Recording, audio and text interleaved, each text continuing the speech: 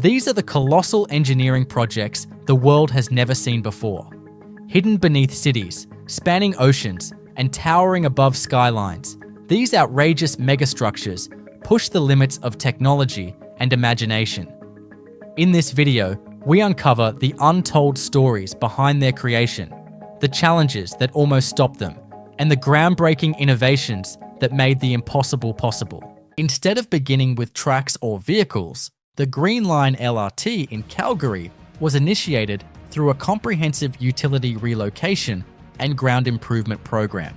Before any vertical construction or tunneling could proceed, dozens of kilometers of buried infrastructure, stormwater pipes, sanitary lines, electrical ducts, and fiber optics had to be identified, protected, rerouted, or upgraded. In several locations, these utilities intersected at dense nodes beneath arterial roads and future station sites, requiring meticulous planning and trenchless methods such as micro-tunneling and pipe jacking to avoid service disruptions in heavily trafficked areas. Once the utility clearance phase was sufficiently advanced, work progressed into the early stages of civil construction. The Green Line, spanning a mix of underground, elevated, and surface-level segments, called for an array of structural systems.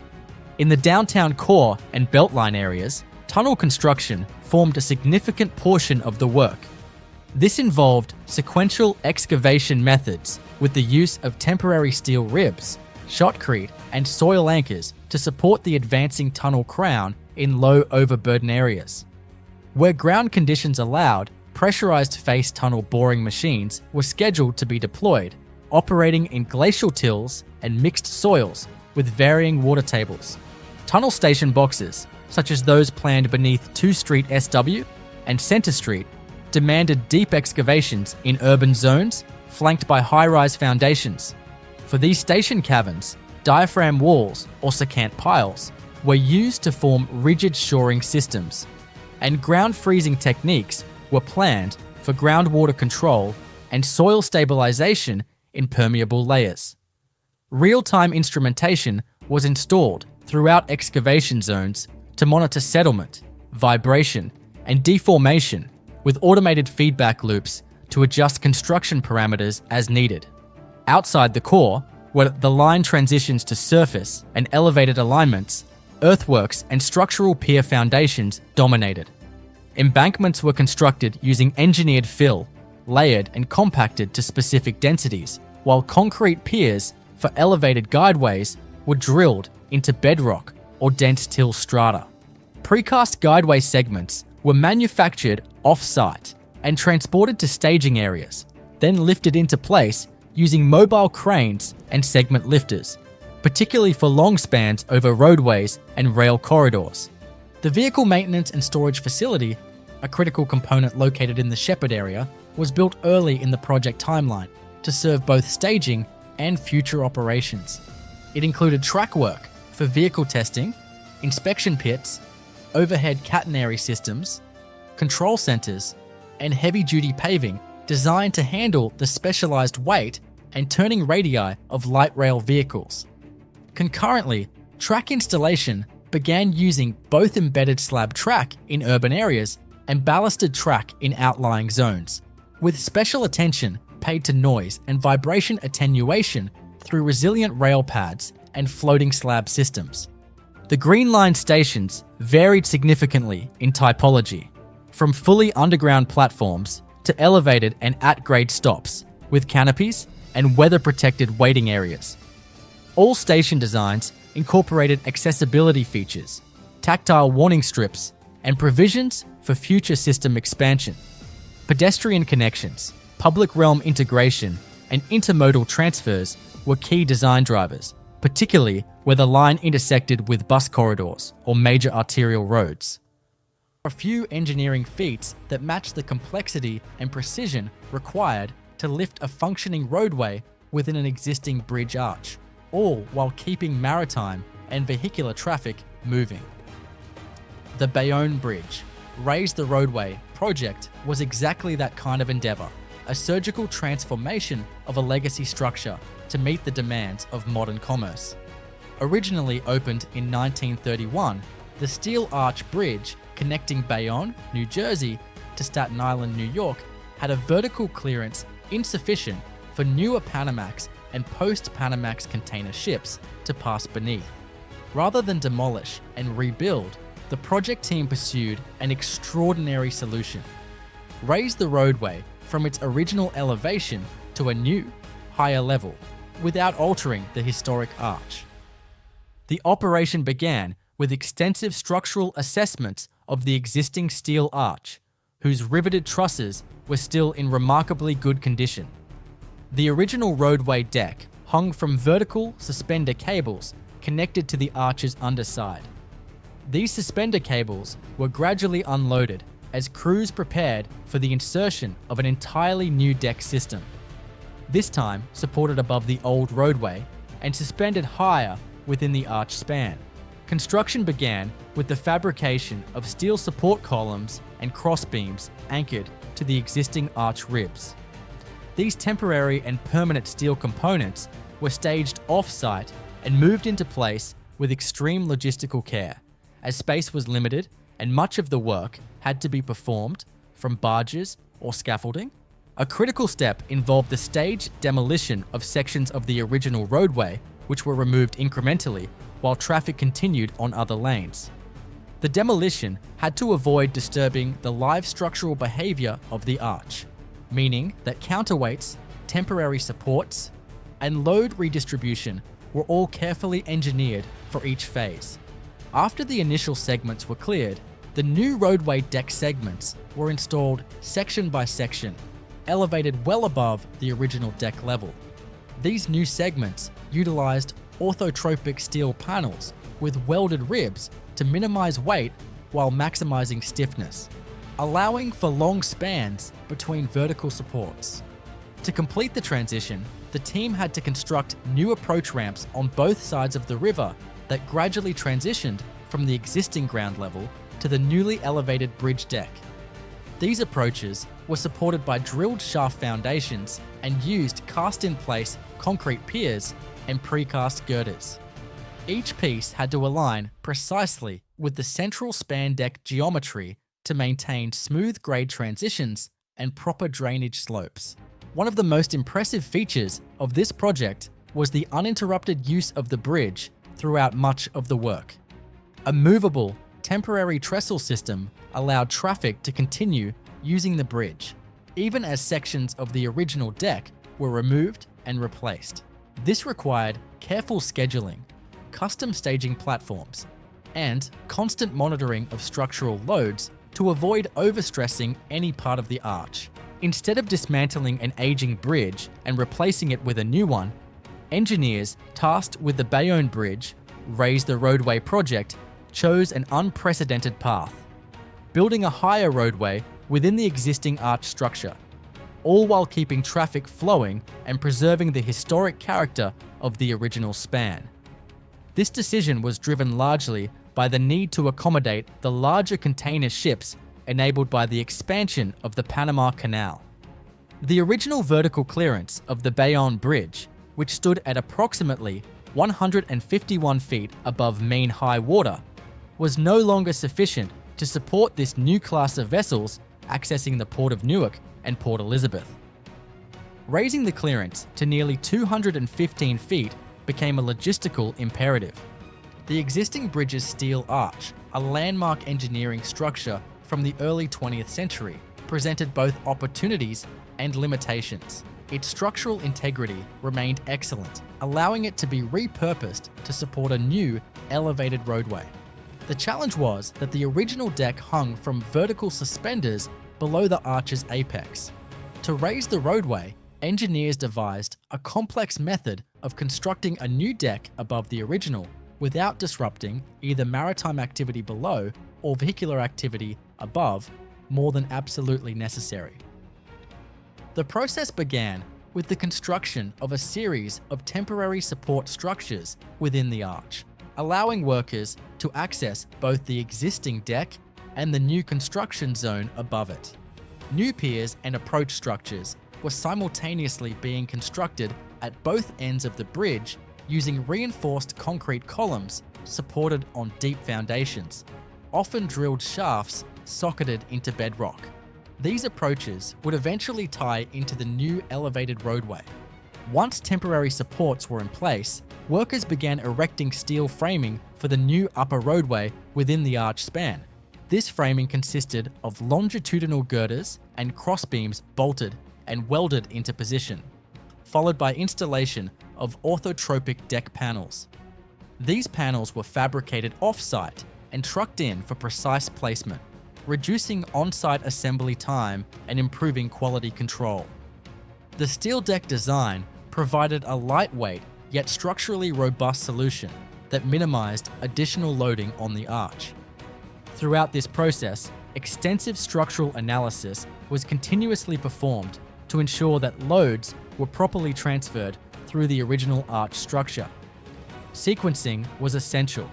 As the new deck was installed section by section, old portions of the original deck were removed underneath in a carefully planned reverse progression. Traffic was maintained through the use of temporary roadways and weekend closures scheduled around critical lift and removal operations. Seismic upgrades, drainage improvements, lighting systems, and safety features were all integrated into the new deck, bringing the structure up to modern standards without compromising the visual profile of the historic arch. Once the elevated roadway was fully connected to the new approaches, the bridge could serve modern truck traffic and massive container ships alike, without ever having lost its central role in the region's infrastructure. Running beneath the dense urban fabric of East Harlem, Phase 2 of the 2nd Avenue subway is one of the most technically intricate urban transit projects underway in the United States. As of October 2025, construction is in full swing and on schedule to reach major milestones before the end of the year. This expansion of the Q line represents the continuation of a century-old vision to bring rapid transit to Manhattan's East Side, long underserved by existing subway infrastructure. Phase 2 extends the 2nd Avenue subway from its current terminus at 96th Street up to 125th Street, adding nearly 2 miles of twin-track tunnel and 3 new stations at 106th, 116th, and 125th Streets. This segment weaves through a tightly packed corridor of existing utilities, aging infrastructure, and high pedestrian activity, requiring highly controlled construction staging, deep excavation techniques, and continuous coordination with adjacent buildings and streets. Tunnel boring for the new alignment began with launch shafts excavated at key staging zones, where tunnel boring machines were assembled and driven northward through bedrock. Each TBM is designed to cut through Manhattan's schist while installing precast concrete segmental linings behind the cutter head. These linings are sealed with waterproof gaskets and reinforced to resist ground pressure, seismic events, and hydrostatic loads from surrounding groundwater. Beyond tunneling, much of the focus in 2025 is on the deep station caverns. These stations are being mined and constructed up to 100 feet below street level, with complex support of excavation systems in place to stabilize the surrounding soil and protect existing buildings. Massive headhouses at street level are under construction to house elevators, escalators, and entry plazas, and their architecture is designed to blend into the East Harlem streetscape while providing robust access and emergency egress.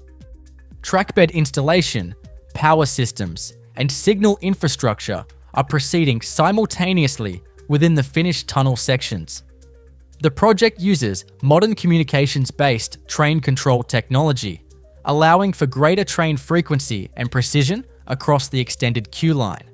The overhead power distribution is replaced by traditional third rail, integrated with new traction substations and protected emergency walkways lining the entire tunnel route. The new 125th Street Terminal Station presents unique engineering conditions as it interfaces with existing subway lines and Metro North at Harlem, 125th Street. Crews are constructing complex intermodal transfer facilities that will allow riders to move seamlessly between regional rail and the subway system, all while reinforcing the structural envelope beneath a heavily trafficked urban corridor. In the final months of 2025, construction crews are working on systems integration, fire suppression installation, ventilation ducting, tiling, lighting, and full-scale commissioning of all mechanical and electrical systems.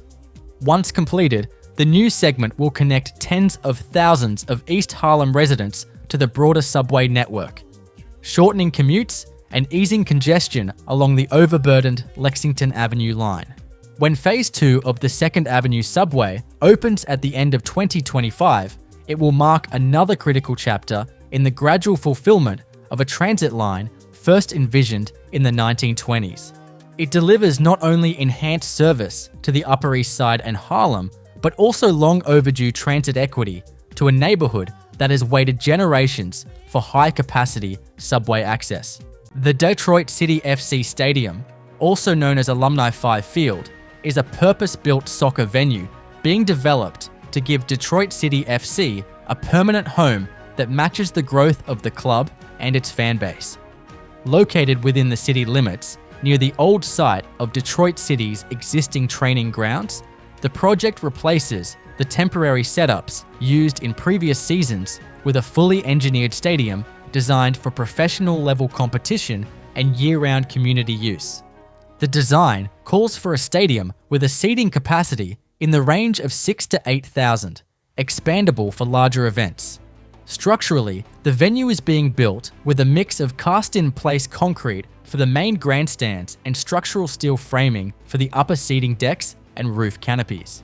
The concrete sections form the lower bowl, which is poured in stepped rises supported by reinforced retaining walls and columns. Above that, the steel structure supports prefabricated seating platforms and tensioned roof membranes designed to shelter the main stands while leaving the pitch open to natural light.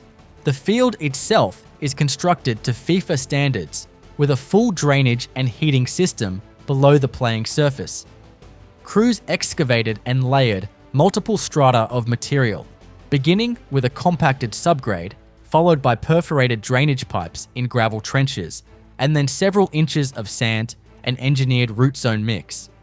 A subsurface heating network of flexible piping runs through this base, circulating warm water during cold months to keep the turf playable through Detroit's winter season.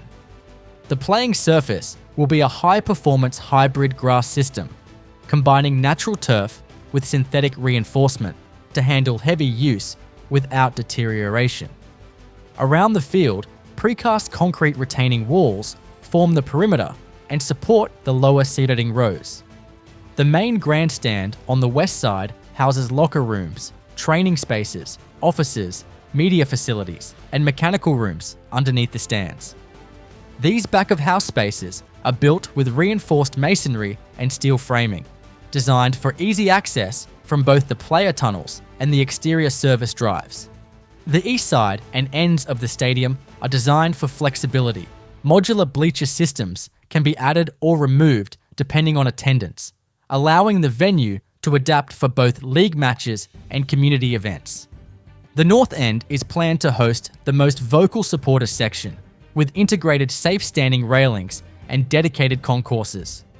The concourse circulation paths are constructed with reinforced concrete slabs over structural steel beams, finished with slip-resistant coatings and weatherproof expansion joints.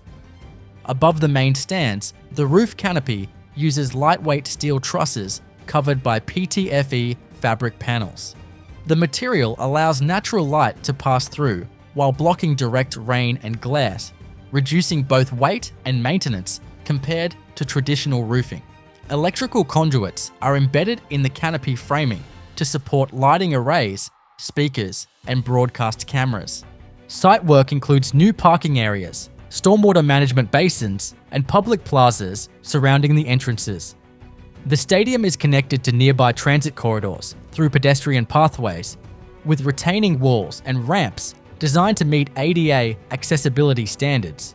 Utilities for water, electrical, and sewer service are routed through underground conduits that also serve potential future expansions such as retail spaces or community facilities adjacent to the stadium. Alumni Field's construction emphasizes modularity and efficiency. Many structural components are prefabricated off-site, including seating units, steel trusses, and canopy panels, allowing for faster assembly once foundations are in place. The project also incorporates energy-efficient lighting, low-flow plumbing fixtures, and provisions for future solar integration. Garages of Texas at Lakeview in Dallas is one of those developments that only makes sense once you see it in person. A kind of private sanctuary built for people who love cars just as much as the space around them. It's not a dealership, and it's not a traditional storage facility either. It's more like a country club for car enthusiasts, designed around the idea that the garage itself can be just as important as the home. Every unit is privately owned, custom fitted, and treated like an extension of identity, turning what could have been a simple storage complex into a community built around horsepower, craftsmanship, and shared passion. The concept is deceptively simple: a gated complex of large climate-controlled garages that owners can buy, not rent, and outfit however they like. Some use them to keep vintage collections under perfect conditions. Others turn them into workshops, lounges, or even second offices. Each space starts as a blank canvas: high ceilings, polished floors, oversized roll-up doors, and a solid shell ready for personalization. From there, the customization begins. Owners add mezzanines, bars, display lighting, glass walls, or custom cabinetry, transforming raw square footage into something that feels personal and precise. The Lakeview location takes the concept a step further with its setting. It's built in a quiet pocket of North Dallas, tucked close enough to the city to be convenient, but far enough out to feel private. The surrounding area blends clean urban access with the openness of suburban layout, giving the garages the freedom to expand horizontally instead of being forced into a vertical or compressed structure. Wide drive aisles make it easy to maneuver collector cars, trailers, and lifts without stress. Everything about the layout feels like it was designed by people who actually understand what it's like to handle expensive cars. Construction quality is a major part of what makes garages of Texas stand out. The buildings use thick, insulated walls, reinforced concrete slabs, and industrial-grade fire suppression systems. Temperature and humidity control are standard, protecting cars from the brutal Dallas heat and unpredictable weather swings. Lighting is another key detail: bright, clean, and positioned for clarity, not just ambience. It's a space where someone could detail a car at midnight and still see every reflection on the paint. But what's most interesting is the culture that's grown around places like this. Even though every unit is privately owned, the complex as a whole functions like a social club. Owners get to know each other, share projects, host open houses, or simply hang out and talk shop. On weekends, the sound of engines warming up fills the air as people roll out for car meets or test drives. It's part storage, part lifestyle, a place where ownership meets community. Before the first runway grading begins, the Southern Nevada Supplemental Airport is being conceived as a large-scale airfield designed to relieve pressure on the heavily used Harry Reid International Airport. The location, set in the Ivanpah Valley south of Las Vegas, drives much of the engineering approach.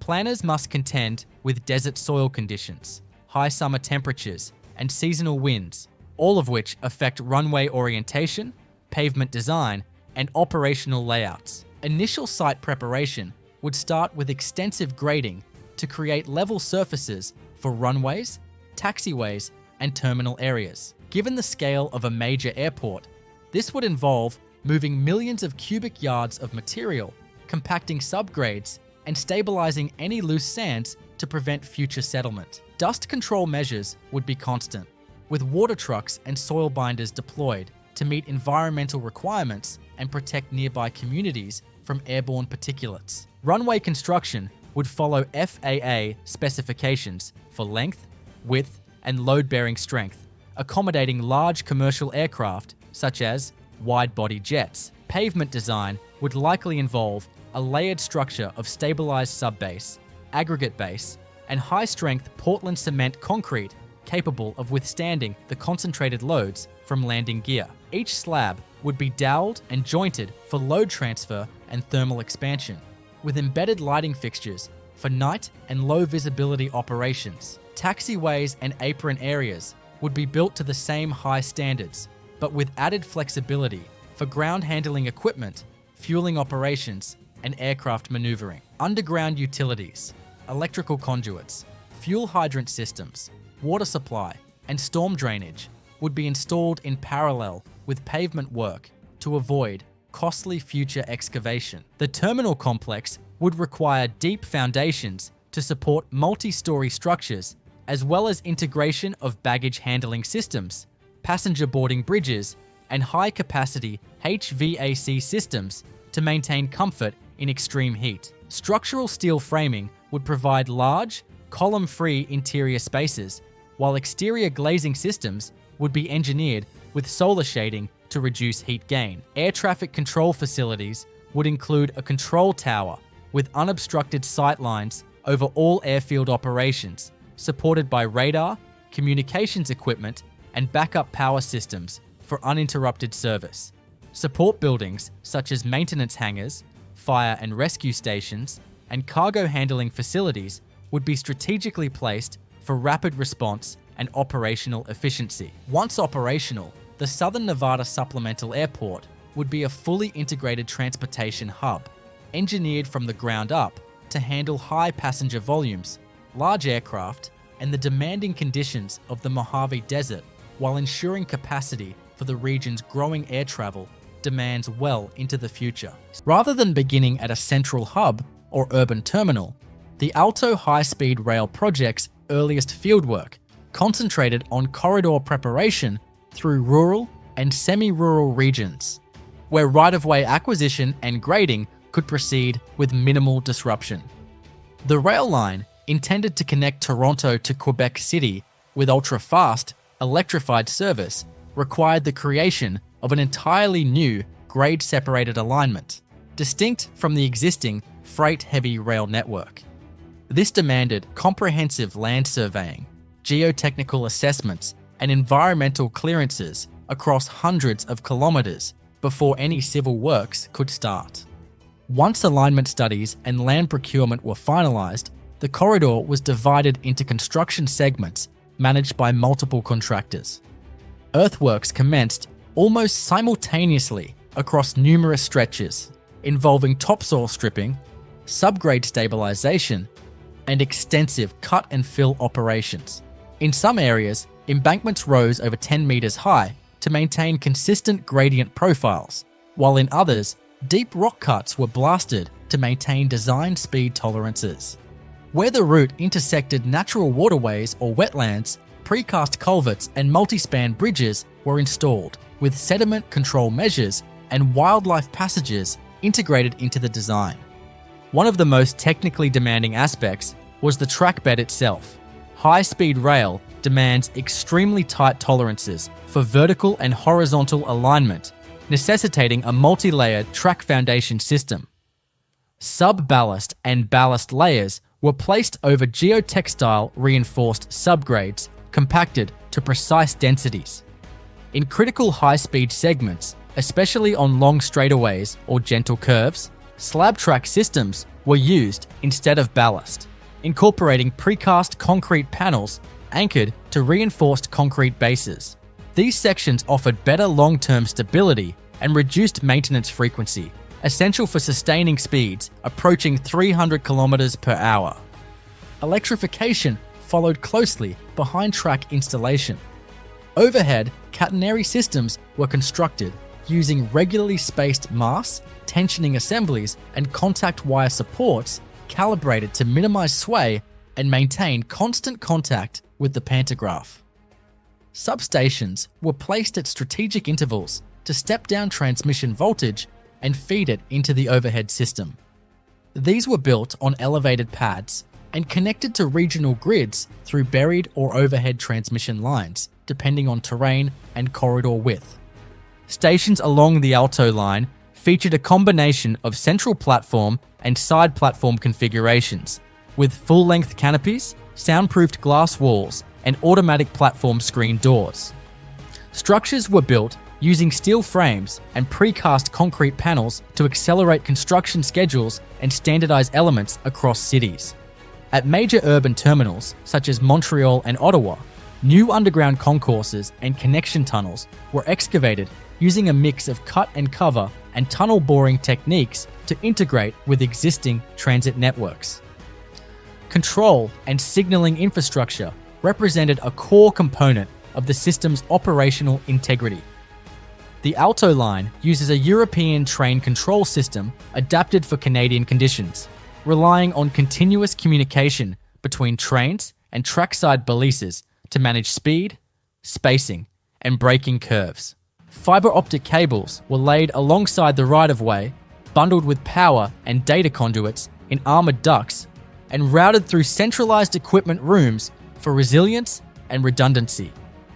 Noise mitigation was essential throughout populated areas. This was addressed through the installation of acoustic barriers, vibration-isolated track beds, and embankment berms shaped to deflect sound. In addition, crossing eliminations were carried out at every road and rail interface, either through overpasses, underpasses, or full-grade separations, ensuring uninterrupted operation of the high-speed network. In an environment where minimizing disruption to major interstate corridors is paramount, the I-95 bridge replacement in Westport, Connecticut demonstrated the full potential of accelerated bridge construction methods, specifically the lateral slide technique. This project involved replacing a structurally deficient bridge over Saugatuck Avenue, one of the busiest stretches of I-95 in the region, and doing so within a matter of days rather than months. The strategy required meticulous preparation, extensive off-site construction, and flawless execution during a very short highway closure window.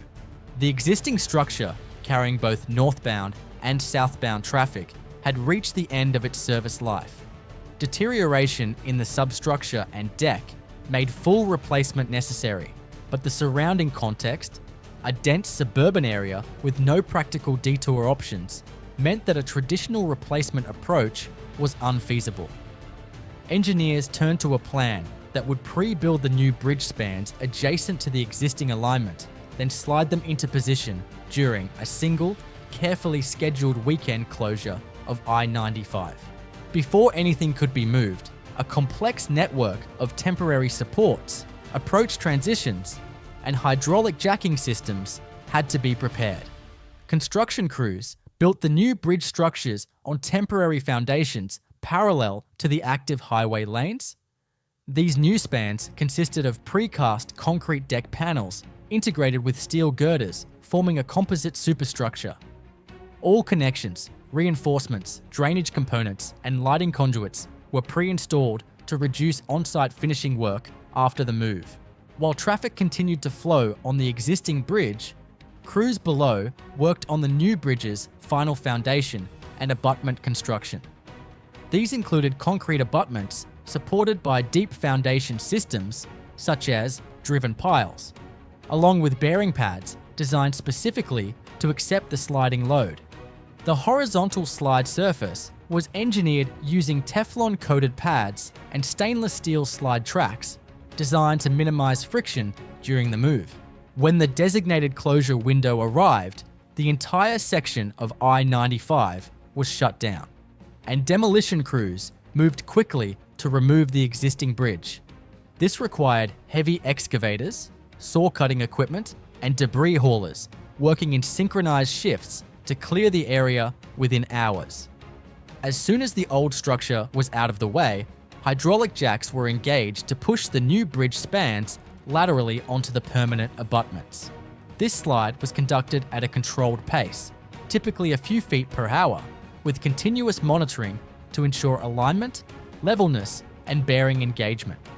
Once the new bridge was in place, the final phase included forming and pouring the deck closure joints, completing the approach slabs, connecting utility runs, applying waterproofing membranes, and finishing the surface paving. Precast parapets and guardrails were already attached to the new deck, eliminating the need for extensive post-move safety installations. Within just a few days, traffic was flowing again over a brand new structure with enhanced load capacity, seismic performance, and modern safety features. The I-95 bridge slide in Westport became a prime example of how advanced construction methods can be leveraged to perform full-scale bridge replacements in compressed timelines without sacrificing quality, safety, or functionality. Across the Hackensack River in New Jersey, one of the most vital pieces of the Northeast Corridor's modernization is rapidly nearing completion. As of October 2025, construction on the Portal North Bridge is in its final phase, with the new structure scheduled to be fully operational before the end of the year. This critical megaproject replaces a century-old swing bridge that has long been a bottleneck for Amtrak and NJ Transit trains traveling between Newark and New York Penn Station. The new bridge is a fixed-span, high-level structure designed to eliminate the need for movable components, which have historically caused delays due to mechanical failures and marine openings. Unlike the aging Portal Bridge, which sits low and must pivot open for river traffic, the new Portal North Bridge provides over 50 feet of vertical clearance above mean high water, allowing commercial vessels to pass unimpeded beneath it. This design dramatically increases rail reliability by removing the risk of bridge jams and misalignments that plagued the legacy structure. Construction of the bridge superstructure involves massive steel girder assemblies placed atop reinforced concrete piers. Each pier is supported by deep foundation piles driven into the riverbed, engineered to resist horizontal river forces, wind loads, and the weight of electrified double-track rail traffic. The bridge spans more than 900 feet in total length, with its main span centered over the navigable channel of the Hackensack River. High-capacity cranes and floating work platforms have been used throughout construction to maneuver heavy steel segments and concrete deck panels into place. One of the major construction challenges tackled in 2025 involves the integration of the new bridge into the existing Northeast Corridor rail alignment. This includes grading new approach embankments, installing continuous welded rail, and connecting overhead catenary systems for uninterrupted electric train operation. Specialized track transition structures are also being finalized to minimize vibrations and ensure smooth passage for both high-speed Amtrak trains and slower NJ Transit commuter services. Signal infrastructure, positive train control equipment, and power distribution systems are being installed in tandem with track work, ensuring that the new bridge meets all federal safety and operational requirements. Additionally, flood control and drainage systems have been integrated into the approach structures to enhance the bridge's resilience to extreme weather and storm surge events increasingly common in the region. Throughout 2025, crews are also decommissioning and preparing for the removal of the existing Portal Bridge once the new structure is fully activated. This process involves isolating legacy signal circuits, rerouting services, and executing cutover operations with minimal disruption to daily rail schedules. Once open to service later in 2025, the Portal North Bridge will mark a turning point for the Northeast Corridor by eliminating one of its most notorious choke points. It will increase capacity, improve schedule reliability, and serve as a foundational element of the broader Gateway program, setting the stage for future improvements, including the Hudson Tunnel project. The new bridge represents a long-awaited investment in both regional mobility and national rail infrastructure. W Marriott Detroit Water Square Hotel is planned as one of the most prominent additions to the downtown riverfront, a large-scale luxury development that will anchor the area between the Renaissance Center and Hart Plaza.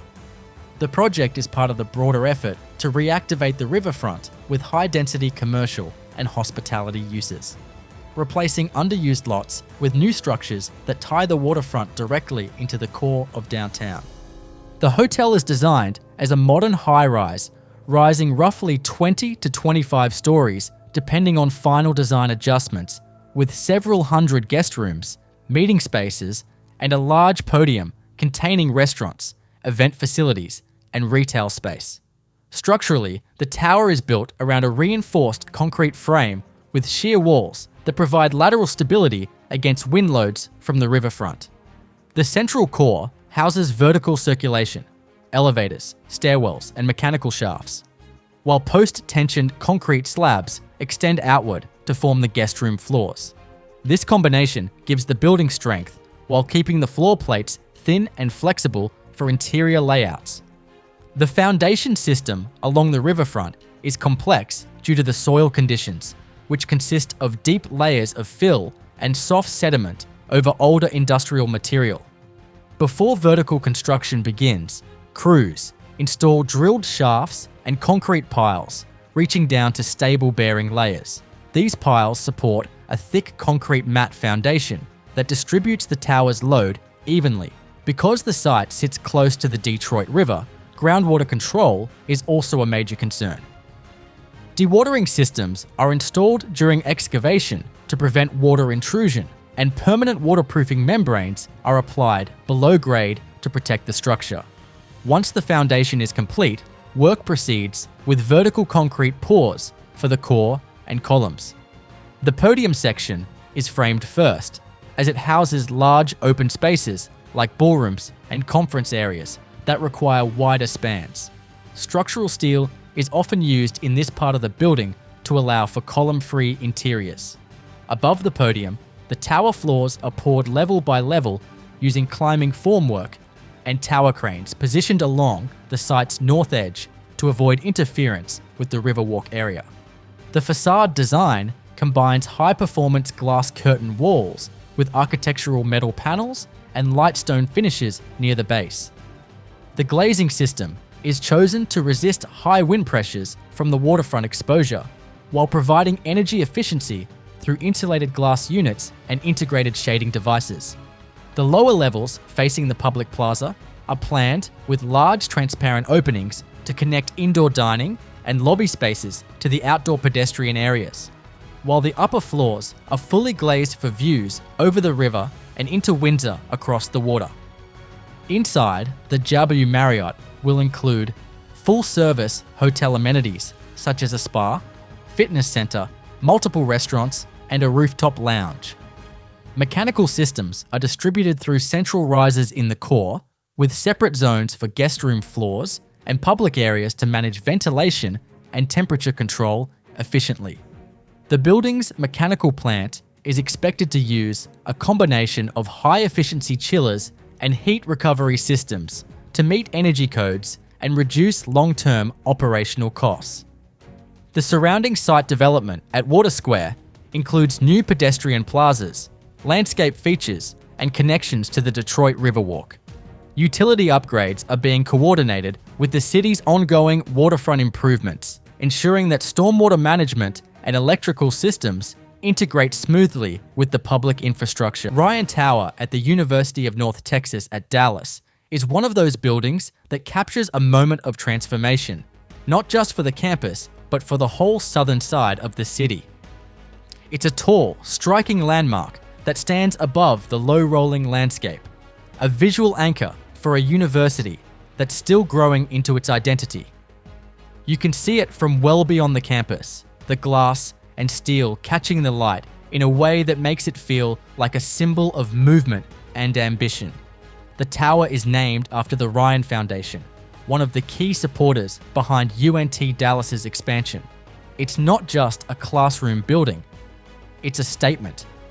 When the project was conceived, the goal wasn't to build another generic academic space, but to create something that gave the university a clear presence, something people could point to and recognize as the heart of campus. For a long time, UNT Dallas was spread out and modest. a commuter school without a distinct center. Ryan Tower changed that. Architecturally, it rises with a simple, modern form, straight lines, reflective surfaces, and a vertical rhythm that contrasts against the wide-open Texas sky. The materials were chosen to convey both durability and transparency. From the outside, the tower looks like a solid column of progress. From the inside, it's filled with natural light and open spaces that invite movement and interaction. The building's layout integrates offices, classrooms, and meeting areas with a focus on flexibility. Walls can be reconfigured, spaces can adapt, and the building feels alive in a way that's meant to evolve alongside the university itself. The engineering behind the structure is just as thoughtful as its appearance. The tower's frame was designed to handle wind loads that are typical for North Texas, with a reinforced core that provides stability while allowing the upper floors to stay relatively open and light. Energy efficiency was another major focus, using shaded glazing, efficient mechanical systems, and a building envelope that limits solar gain without cutting off daylight. It's the kind of detail that makes the building sustainable in the long term, both environmentally and economically. But beyond the technical aspects, Ryan Tower serves a deeper role. It gives UNT Dallas a sense of vertical identity. For years, most of the city's major academic institutions were located to the north, leaving southern Dallas underserved and often overlooked. The tower is a declaration that higher education belongs here too, that students in this part of the Metroplex deserve facilities that feel just as ambitious and inspiring as anything uptown. When you walk across campus and see the tower rising in front of you, it feels like a milestone, proof that the university has arrived. At night, the building takes on a different character. The interior lighting gives it a soft glow that can be seen from nearby highways, almost like a beacon. It's subtle, but powerful, an image of opportunity shining over a part of Dallas that's often hungry for it. Tangled at the heart of Reno's freeway network, the Spaghetti Bowl has long been a nexus of intersecting routes, and the ongoing reconstruction project aims to untangle congestion while improving safety and capacity. The engineering challenge begins with phasing, keeping traffic flowing on both Interstate 80 and US Route 395, while major portions of the interchange are rebuilt. This requires carefully staged construction zones, temporary lane shifts, and a progression of work that avoids full closures wherever possible. The project involves replacing and reconfiguring multiple flyover ramps, each supported by a combination of cast-in-place reinforced concrete piers and precast concrete girders. Foundation crews first install drilled shafts deep into the underlying alluvial soils, using casing to stabilize the boreholes before placing reinforcing cages and pouring concrete. Above-ground piers are designed for both vertical load-bearing and lateral resistance to seismic forces, given the region's proximity to fault lines. One key focus is increasing ramp radii to allow smoother merges and higher design speeds. This necessitates realigning embankments and, in some cases, building entirely new bridge structures adjacent to the existing ones. Steel or pre-stressed concrete beams are delivered in segments, lifted into place by large capacity cranes during nighttime closures to minimize disruption. Drainage upgrades are essential in the interchange's low points, where stormwater can collect rapidly. New catch basins, reinforced concrete pipe, and outfall structures are installed to handle runoff from both pavement and bridge decks. Erosion control measures, such as rock riprap and vegetated swales, are placed to stabilize embankments during and after construction. The project also modernizes the roadway surface itself. Existing asphalt pavement is milled away, base layers are inspected and repaired, and new lifts of high-performance asphalt or Portland cement concrete are laid down. The surface mixes are selected for durability under heavy truck traffic and resistance to freeze-thaw cycles common in northern Nevada winters. Signage, lighting, and safety barriers are also overhauled. Overhead sign structures are erected with improved sight distances, LED lighting is added for better nighttime visibility, and new concrete barrier walls are installed to meet current impact standards. Intelligent transportation system components, traffic sensors, cameras, and variable message signs are integrated to provide real-time traffic data and incident response capability. When complete, the Reno Spaghetti Bowl project will replace a decades-old interchange with a modern, higher-capacity system built to current engineering standards, improving not just traffic flow, but also safety, stormwater control, and long-term structural resilience. Rather than beginning with earthwork or bridge segments,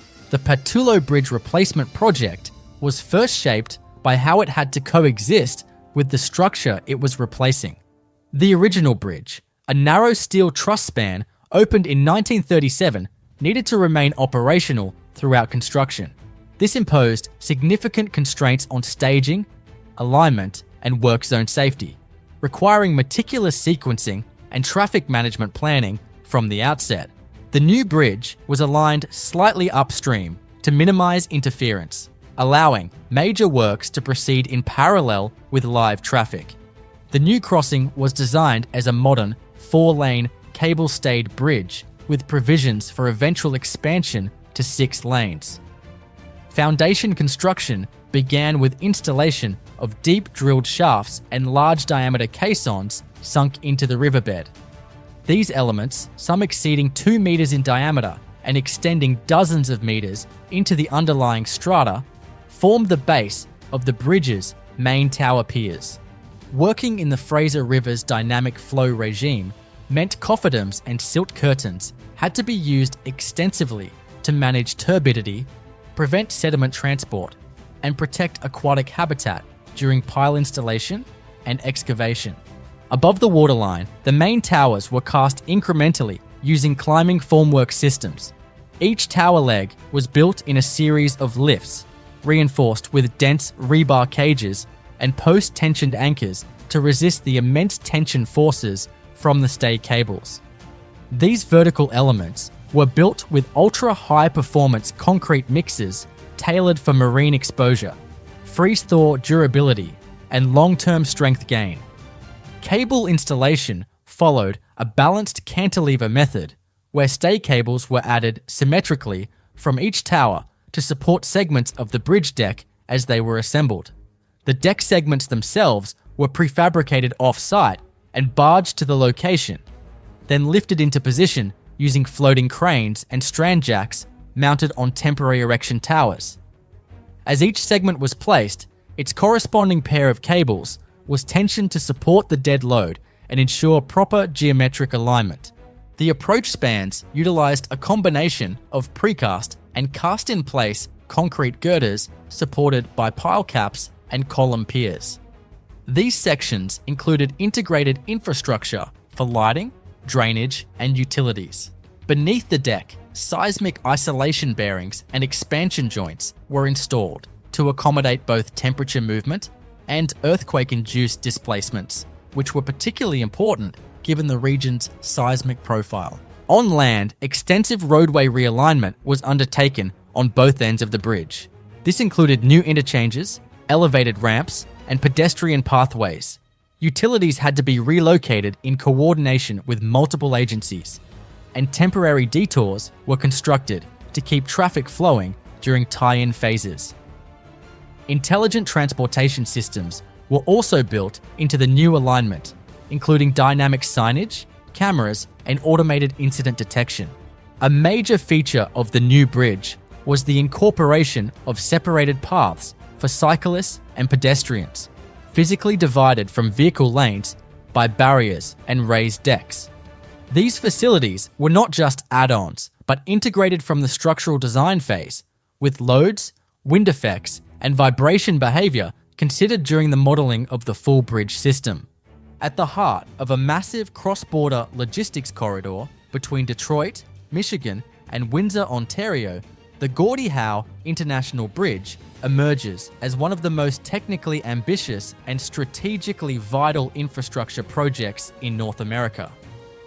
Designed as a cable-stayed bridge with an unprecedented main span length for this type of crossing in North America, The structure addresses not only current transportation needs, but also anticipates decades of future commercial and passenger vehicle growth. What sets this project apart is the integration of border processing facilities on both ends, a multi-use path for non-motorized users, and a focus on minimizing environmental impact during construction. Construction of the bridge began with an intensive ground improvement phase. On both the Canadian and American sides, the project required deep foundation stabilization due to soft soils and industrial legacy conditions.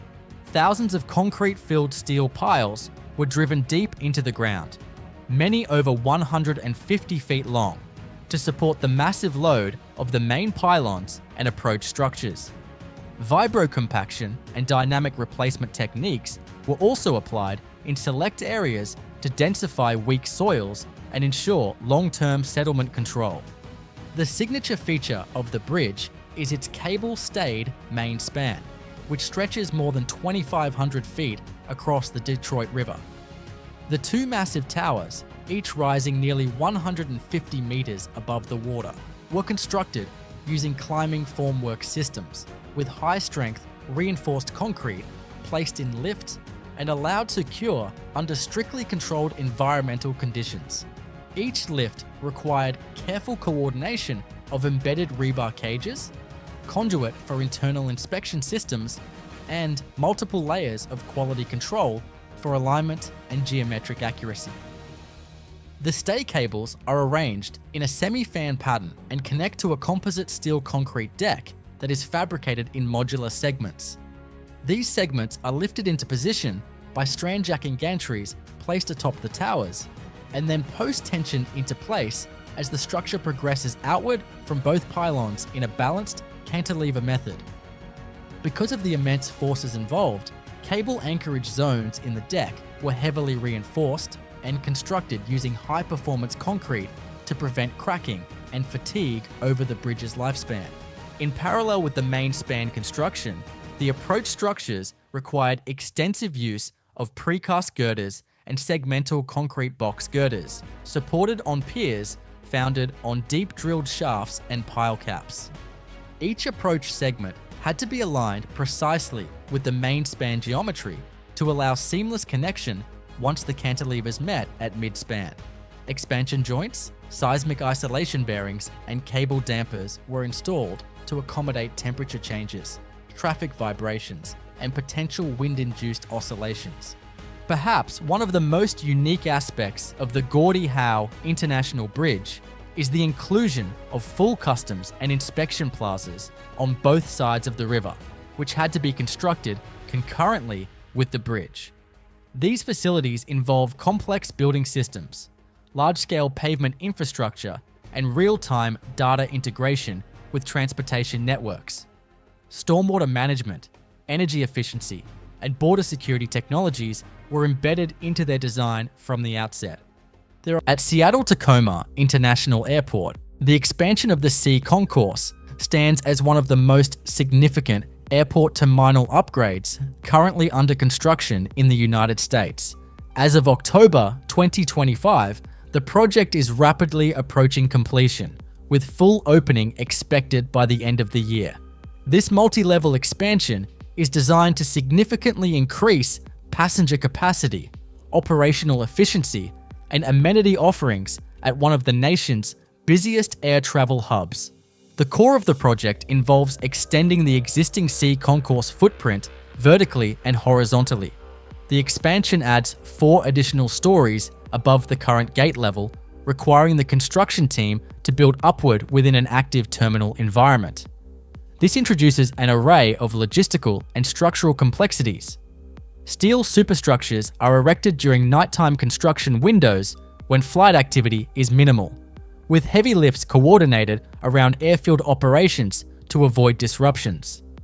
The structural steel frame includes seismic resilient bracing systems and deep pile foundations tied into the existing concourse to ensure lateral load stability and long-term durability.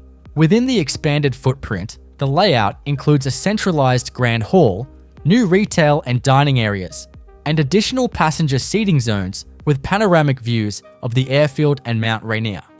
The concourse design prioritizes daylight harvesting, acoustic dampening, and energy efficiency, incorporating large curtain wall glazing systems, high-efficiency HVAC units, and smart lighting controls. Mechanical, electrical, and plumbing systems are housed in 2 intermediate floors designed for back-of-house operations, leaving the public levels open, airy, and unobstructed. Elevated walkways and escalator banks connect the new upper floors to the existing concourse, while vertical circulation cores provide direct access to expanded amenities, including lounges, restrooms, and a newly designed business center. All systems must interface seamlessly with SEA's broader building automation and life safety infrastructure, which has required significant systems integration planning and testing throughout 2025. Fire suppression, digital signage, baggage handling interfaces, and security controls are being calibrated in tandem as final commissioning progresses. In addition to the vertical expansion, airside improvements include upgrades to the apron area adjacent to the concourse. This includes new jet bridge installations, ramp regrading, ground service equipment parking zones, and reconfigured aircraft maneuvering space to accommodate newer wide-body and narrow-body aircraft types. Airfield pavement upgrades use high-durability concrete mix designs with embedded lighting and drainage provisions engineered for freeze-thaw cycles and heavy aircraft loads. In 2025, final construction activities include interior finishes, terminal systems testing, building code inspections, and tenant fit-outs. Contractors are also executing extensive operational readiness trials to simulate full-scale passenger flow scenarios before opening day. The Fort Street rebuild and the Lux Wall factory development represent 2 very different kinds of construction happening in the Detroit area, one focused on critical urban infrastructure and the other on high-tech manufacturing, but both show how engineering work is shaping the city's next phase of growth. The Fort Street project runs through one of Detroit's oldest industrial corridors, linking the downtown core to the southwest side and the Ambassador Bridge. It's a major reconstruction of both the roadway and the underground systems that support it. Much of the infrastructure along this route dates back decades, so the rebuild involves replacing everything from sewer and water lines to traffic signals and utility conduits. The Michigan Department of Transportation has divided the work into several segments to keep traffic moving while reconstruction continues. The first step in the Fort Street rebuild has been excavation and utility replacement. Crews dig down several feet to remove the old concrete base and install new drainage structures, followed by reinforced concrete pipe systems to handle stormwater. Electrical ducts and fiber optic conduits are placed in separate trenches to keep them accessible for maintenance. After utilities are set, a new subbase is compacted using layers of crushed stone and sand to stabilize the soil before concrete paving begins. The new pavement design typically includes a 10-inch thick concrete surface reinforced with steel dowels to handle heavy truck traffic from the port and industrial areas nearby. Because Fort Street carries a large amount of freight traffic, staging is one of the most important parts of the plan. Construction is done in sections, keeping one side of the street open while the other is being rebuilt. Temporary detours and crossovers are installed at intersections, and crews often work overnight to pour concrete and finish sections before rush hours. The new roadway design also includes modern signal systems, LED lighting, and improved pedestrian crossings. Once the underground work and paving are complete, landscaping and curbs are added to tie the rebuilt corridor back into the surrounding neighborhoods. A few miles away, in Ypsilanti Township, Lux Wall is building a new factory dedicated to producing advanced, energy-efficient glass. The plant is designed to manufacture vacuum-insulated glazing, which is glass that uses a thin vacuum layer between 2 panes to drastically reduce heat transfer. This type of glazing has the potential to replace standard double-pane glass in buildings by offering better insulation with less material thickness.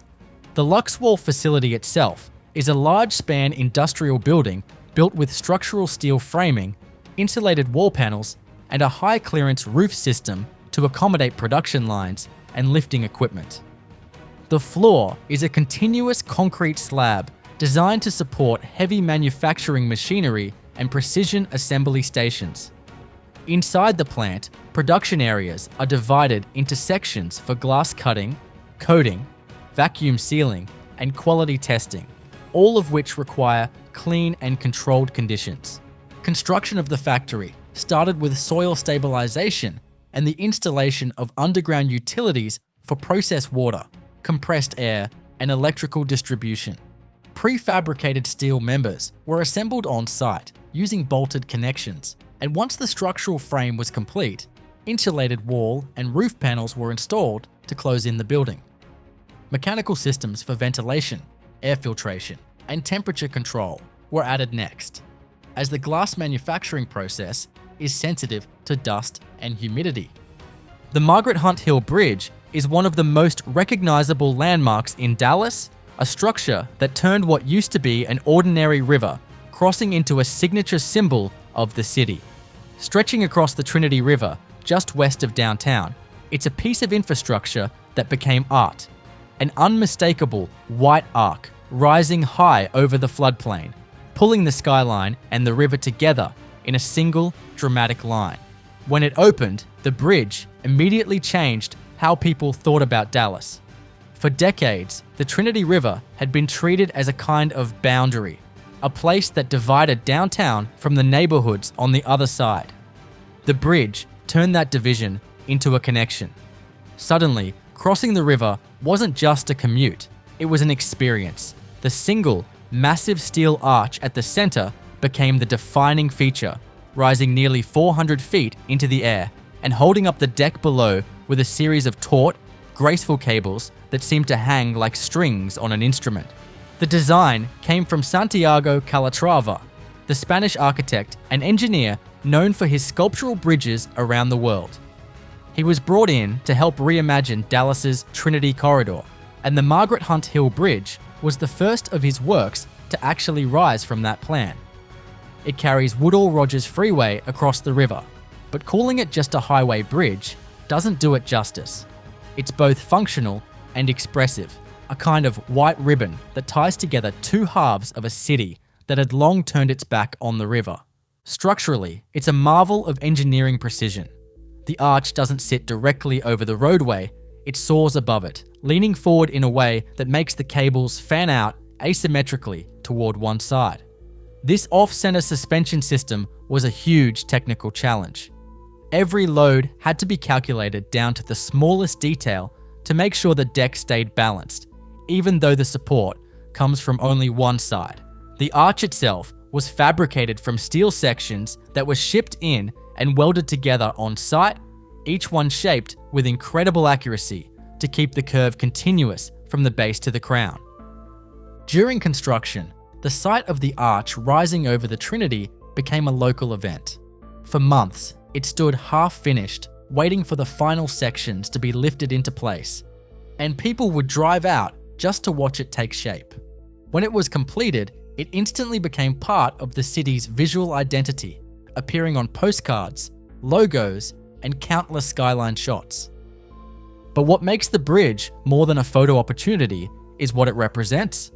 It was part of a larger plan to revitalize the Trinity River corridor, to turn flood control levees and neglected land into parks, trails, and public spaces. The bridge became the physical and symbolic gateway to that transformation. Even as debates continue about how to develop the riverfront, the Margaret Hunt Hill Bridge stands as proof that the city can think on a grand scale and actually pull it off. On a site with existing grid interconnections, the Reed Gardner Battery Energy Storage System is designed to operate as a high-capacity, utility-scale installation capable of storing and dispatching electricity with rapid response times. The project began with site preparation, that accounted for both structural loading and environmental considerations. Grading crews leveled the area to accommodate containerized battery units, access lanes for maintenance vehicles, and dedicated transformer and inverter pads.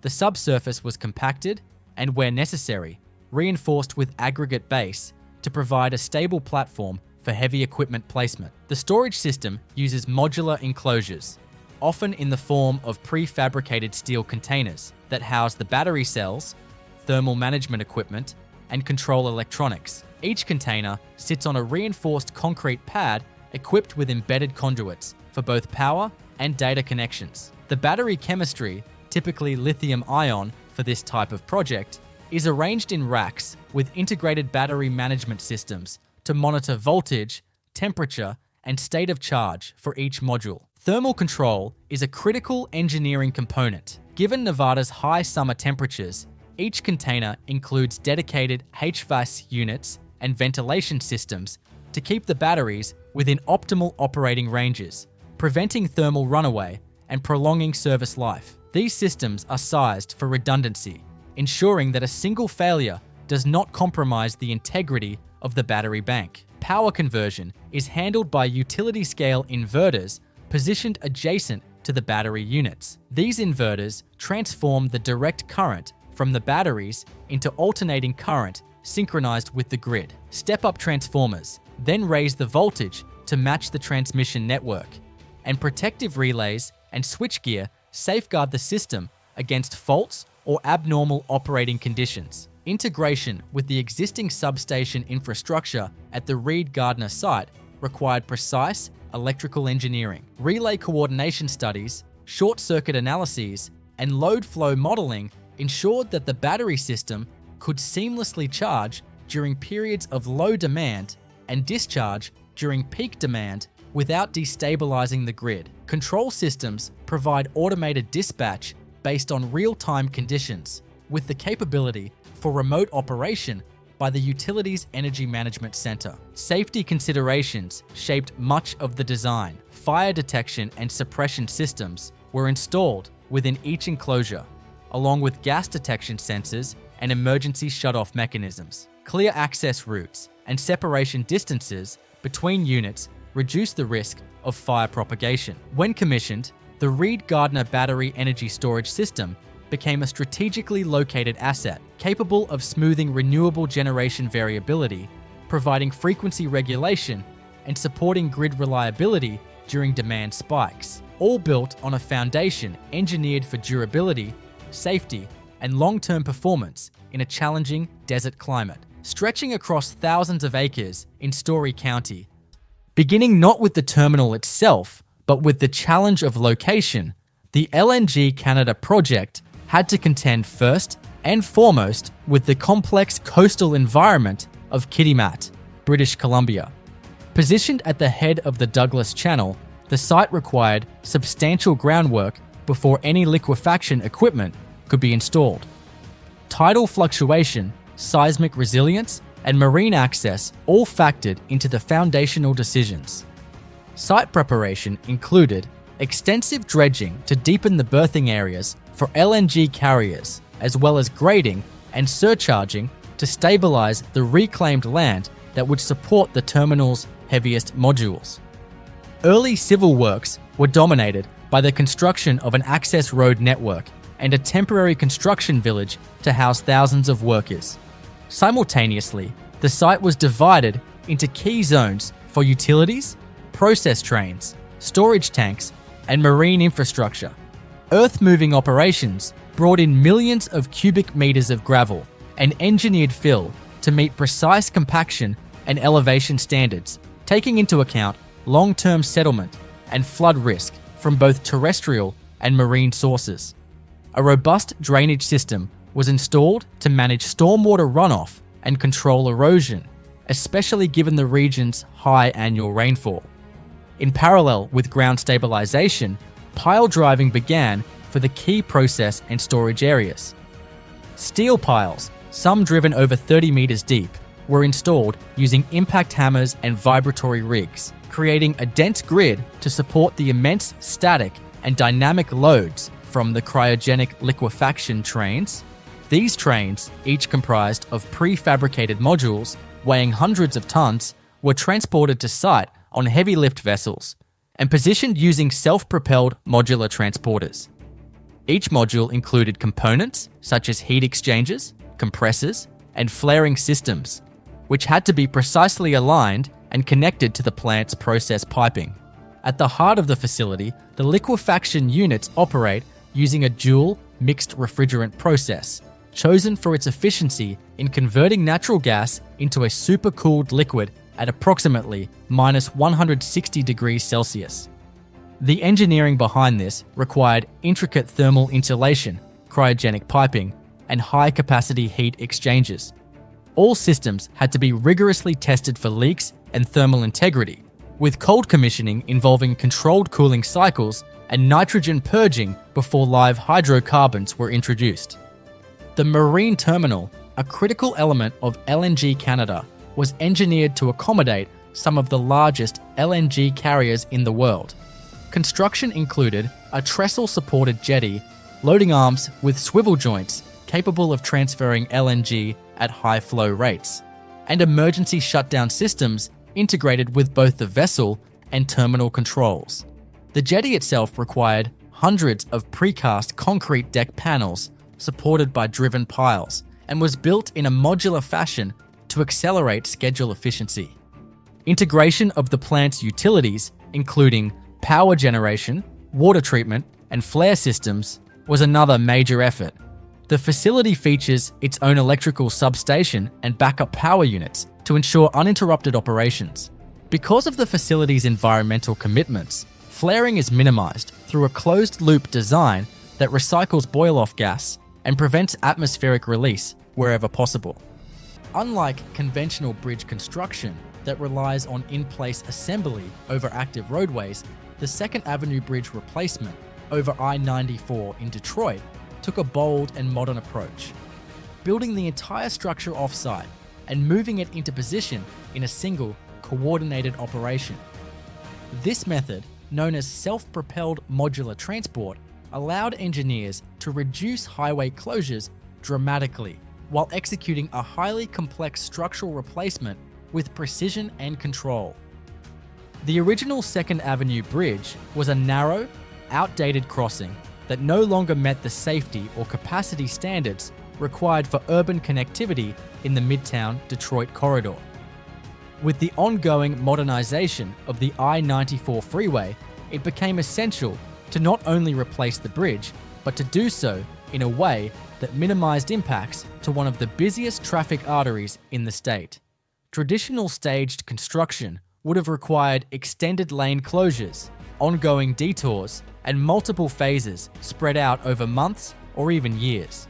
Instead, the project team designed a new, wider bridge structure that would be constructed entirely adjacent to the interstate in a staging area. This new structure, composed of steel plate girders and a concrete deck, was built on temporary supports known as false-work towers. The substructure, comprising abutments and approach walls, was prepared well in advance at the final bridge site using cast-in-place concrete supported on deep foundations, including driven H-piles embedded into firm strata beneath the interstate. Once the off-site construction was complete and all systems verified, the move operation was scheduled for a carefully planned weekend closure of I-94. The actual bridge move was performed using SPMTs, multi-axle, computer-controlled transport platforms capable of lifting and carrying massive loads with millimeter-level accuracy. The entire superstructure was lifted off its temporary falsework supports using hydraulic jacks integrated into the SPMTs. The system then slowly transported the bridge across the staging area, maneuvering over prepared access paths and aligning itself precisely with the final bridge bearings. During this process, crews on site continuously monitored bearing alignment, elevation, and lateral position, ensuring the bridge matched its abutment seat locations exactly.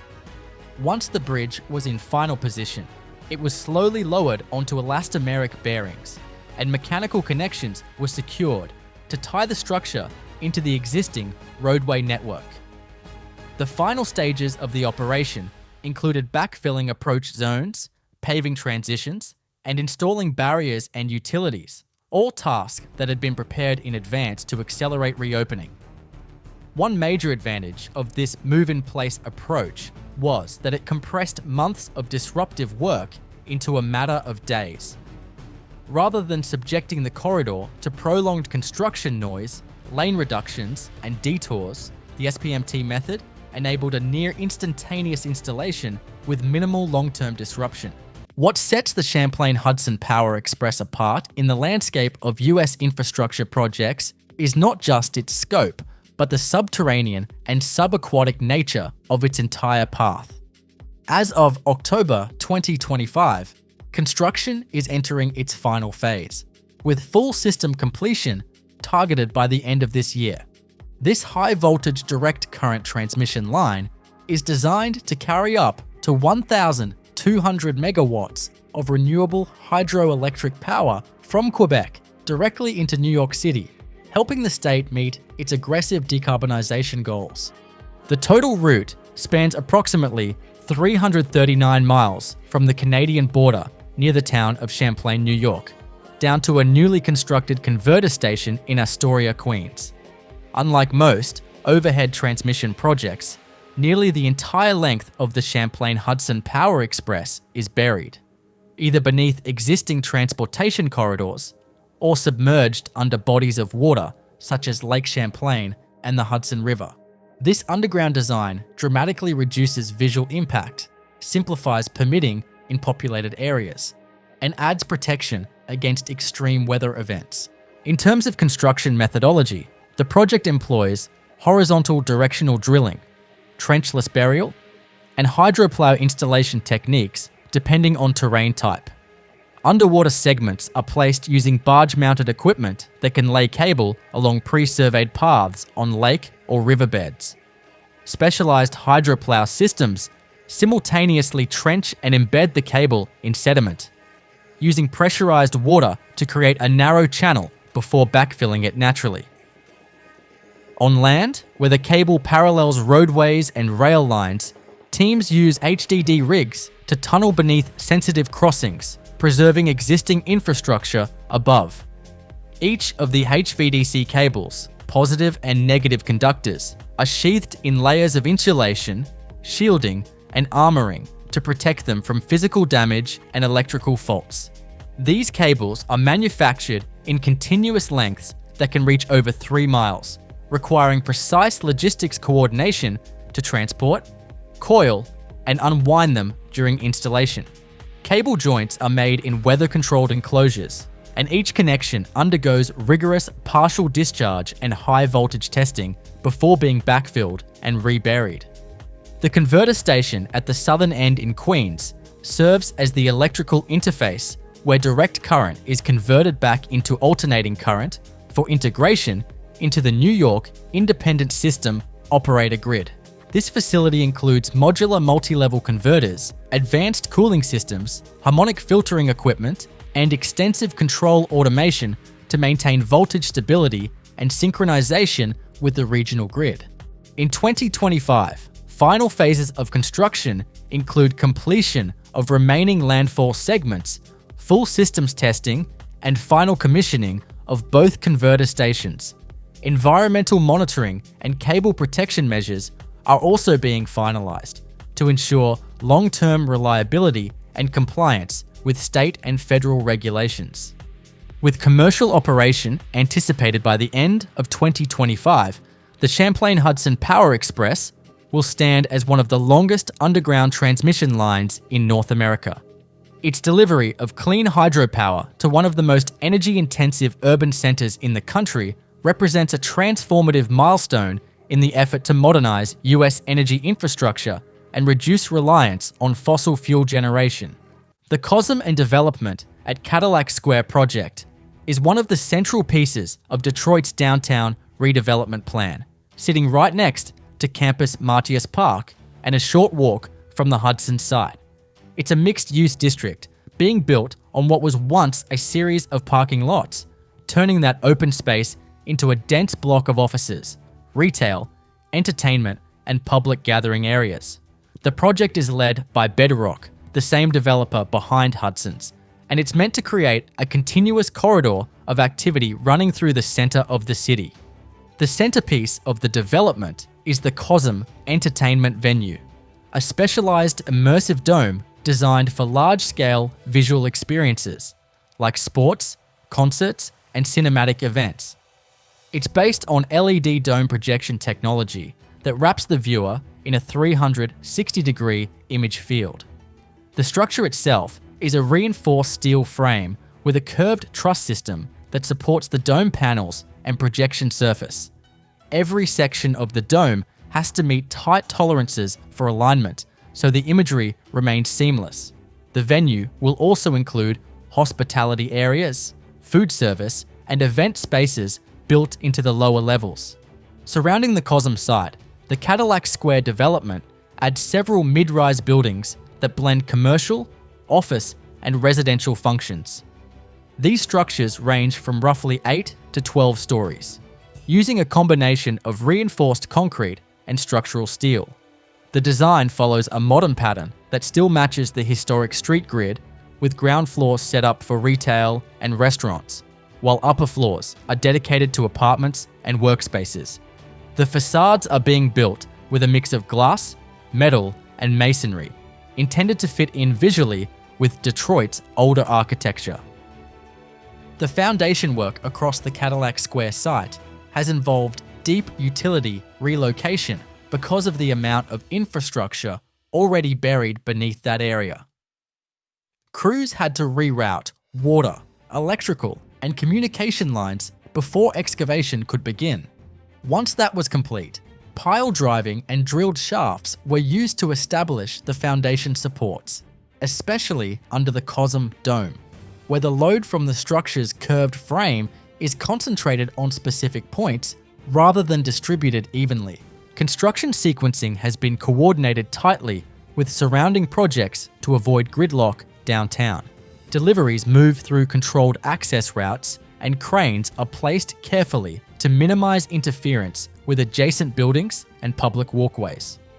The site also borders several active streets, so temporary decking and barriers have been used to maintain pedestrian access while work continues.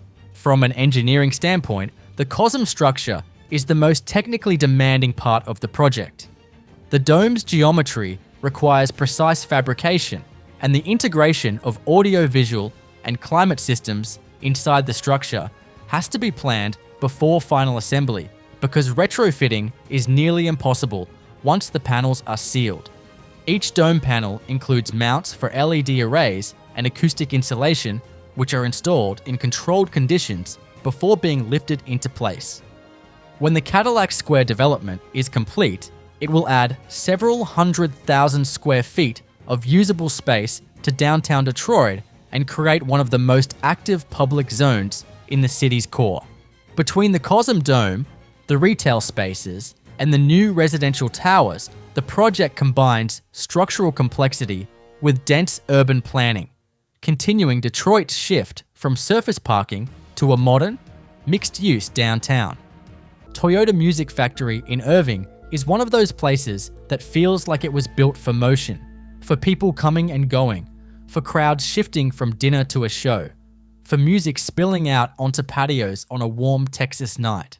It sits right in the heart of Las Colinas, a district that's long been known for offices and corporate campuses, and it brings something completely different to the area: a pulse. The whole complex is designed around entertainment, food, and connection, creating a kind of urban village where everything happens in one spot. At its core is the Pavilion, the centerpiece venue that gives Toyota Music Factory its identity. It's not just an arena, it's an adaptable space that can transform depending on the size of the event. On some nights, it functions as an intimate indoor theater for a few thousand fans, and on others, the back wall opens up to reveal a sprawling outdoor amphitheater that can hold a crowd big enough to fill a small stadium. The engineering that makes that transformation possible is remarkable. Massive retractable panels, acoustic treatments that shift with the space, and lighting systems that adjust seamlessly from concert to open-air festival mode.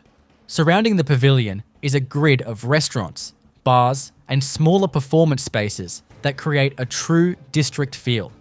The developers didn't just drop in a venue, they built an ecosystem around it.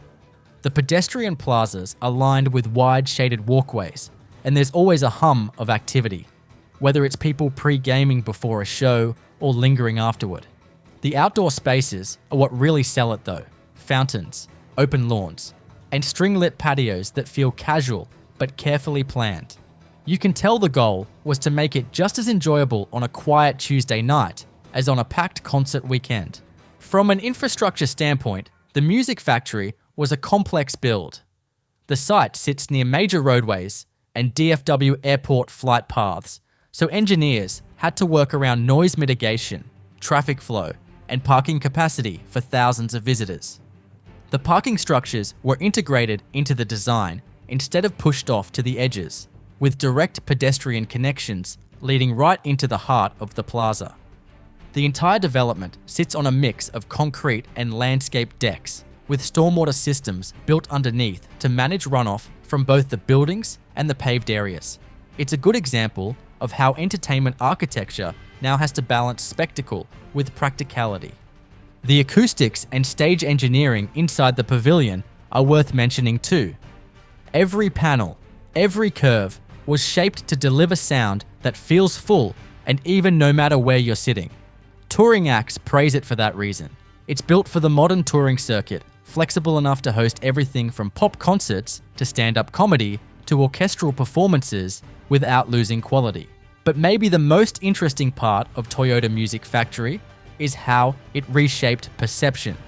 For years, Las Colinas was known for its daytime crowd, business suits, office parks, conference centers.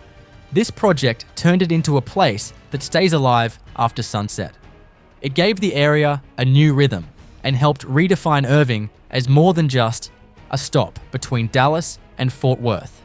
Vegas Strip, the T-Mobile Arena was conceived as a multi-purpose venue capable of hosting everything from championship hockey to high-profile concerts.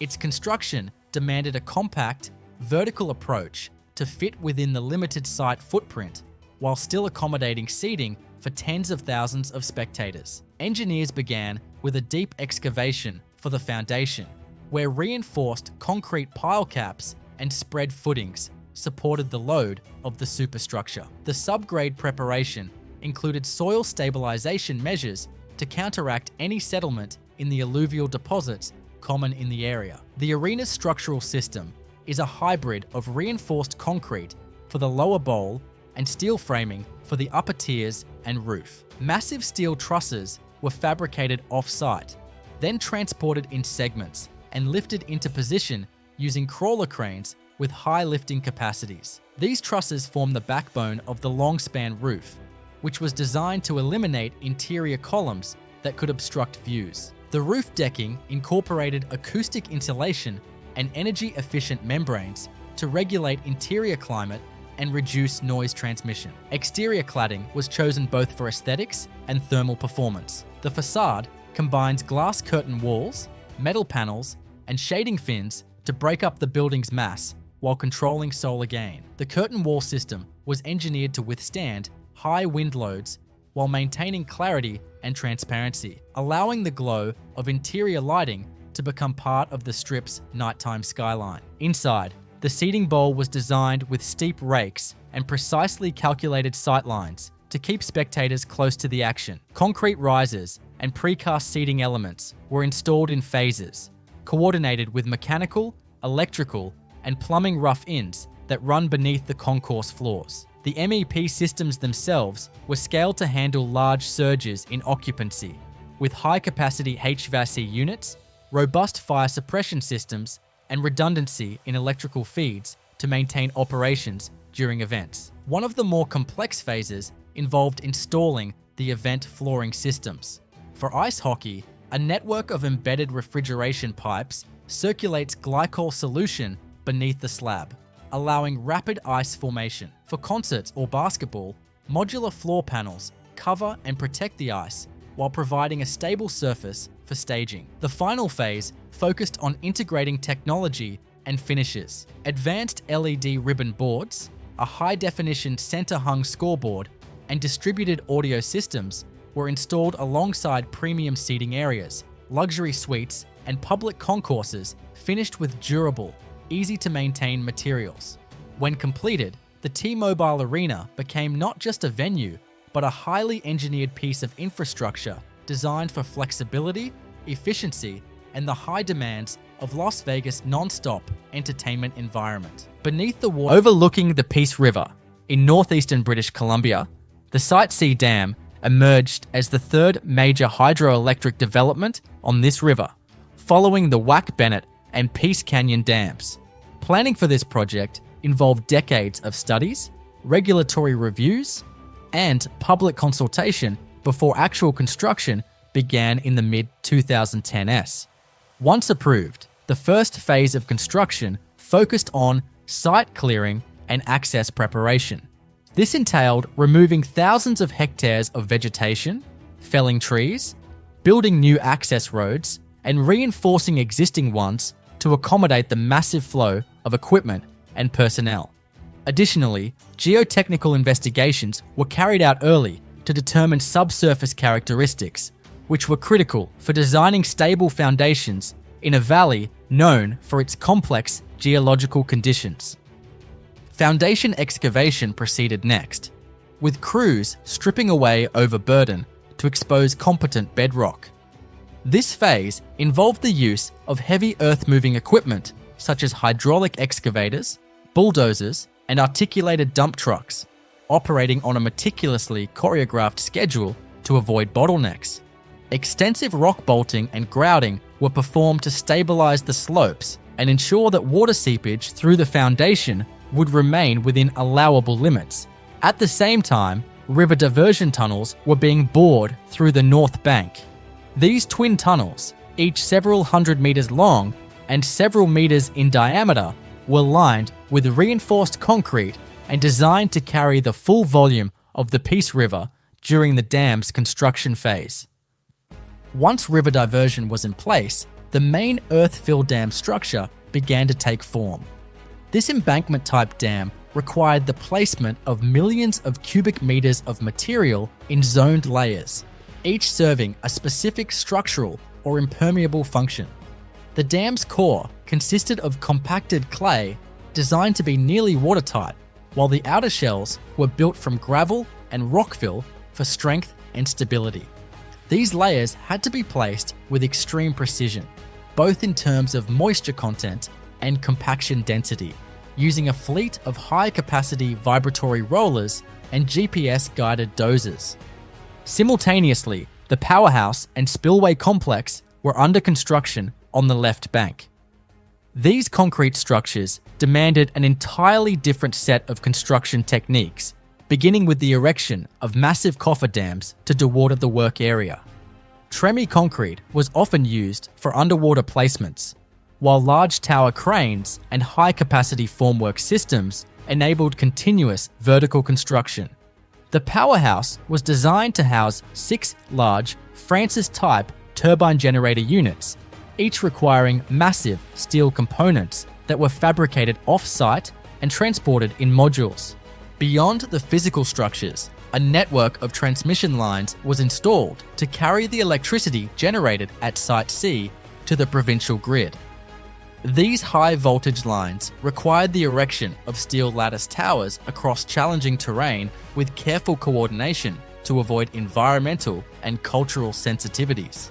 Environmental mitigation was a persistent theme across all stages of the project, involving fish habitat reconstruction, wildlife corridor planning, and ongoing monitoring of water quality and sediment levels. Few infrastructure projects in the northeastern United States have so comprehensively redefined regional mobility as the construction of the Governor Mario M. Cuomo Bridge.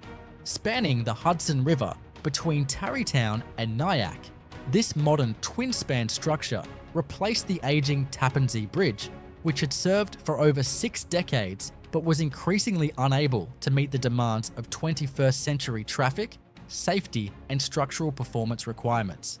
The replacement effort was not only monumental in scale, but also served as a showcase of accelerated design build execution, seismic resilience, and long-span cable-stayed bridge engineering. Construction began with an extensive program of pile driving and cofferdam installation in the river's soft glacial sediments. More than 1,000 piles were driven to create the foundations for the main span towers and approach piers, with many of them extending over 200 feet below the river surface to reach competent strata. These piles were either steel pipe piles or concrete-filled steel cylinders driven using high-capacity hydraulic hammers aboard floating barges. Each pile had to be carefully aligned to meet strict tolerances, and dynamic load testing was performed regularly to verify bearing capacity. Central to the structure are the cable-stayed main spans, each carrying 4 lanes of traffic with additional space for emergency shoulders and a shared use path. The twin main span towers, constructed with reinforced concrete, rise from pile-supported cofferdams and were built incrementally using jump form systems. These towers house the anchorages for the stay cables, which are arranged in a semi-fan configuration and composed of galvanized steel strands enclosed in protective sheathing. Each cable was tensioned individually using strand jacks, and their load paths were continuously monitored throughout installation to maintain even deck camber and prevent distortion. The bridge's deck was constructed using precast concrete panels and structural steel girders. These panels were fabricated off-site and barged to the work zone, where they were lifted into place by gantry cranes and secured with high-strength post-tensioning systems. By utilizing modular construction, the project team reduced field labor intensity and maintained strict quality control over concrete finishes and rebar placement. Simultaneously, orthotropic deck sections were integrated into specific areas where weight savings were essential, particularly near the tower anchorages. Wind loads and thermal expansion across the bridge's more than 3-mile length were key design considerations. Expansion joints with built-in damping systems were installed at each abutment and tower transition. The bridge is also equipped with smart monitoring systems embedded within its structure, capable of measuring strain, tilt, temperature, and traffic load in real time. On the western span, a dedicated bicycle and pedestrian path was constructed, complete with belvederes for scenic viewing and interpretive signage. This element, though minor in structural weight, required careful coordination with the main deck construction to maintain alignment, loading distribution, and railing continuity. The lighting system was also integrated directly into the bridge structure, minimizing the need for maintenance access while providing full-spectrum LED visibility and programmable displays for special events. In the forests of Western Maine, as of October 2025, construction crews continue to advance the New England Clean Energy Connect, an energy transmission megaproject aimed at delivering a new stream of renewable power into the northeastern United States. Scheduled for completion before the end of 2025, this high-voltage direct current transmission corridor is being built to carry up to 1,200 megawatts of hydropower from Quebec into the New England grid, representing one of the most significant grid upgrades in the region's modern history. The project stretches roughly 145 miles from the Canadian border near Beatty Township to a converter station near Lewiston, Maine. Along this corridor, the bulk of construction effort is focused on clearing, grading, and foundation work for a sequence of steel monopoles and lattice towers engineered to support the transmission lines. These towers vary in height based on terrain, spanning from 60 to 100 feet, and are embedded in deep concrete footings designed for lateral stability under wind and ice loads. Crews work in sequential units, employing specialized tracked vehicles and heavy-duty cranes capable of navigating steep slopes and remote terrain while minimizing disruption to sensitive environmental zones. A significant portion of the line requires the widening of existing rights-of-way, but a new section through undeveloped forest land, roughly 53 miles in length, has presented distinct logistical and environmental hurdles. To manage access, temporary logging roads and helicopter lifts are used to deliver steel components, concrete, and construction materials into remote zones. This is particularly critical in areas where wetland crossings and wildlife corridors require strict environmental mitigation measures. At the southern terminus of the project, the HVDC converter station in Lewiston serves as a technological centerpiece.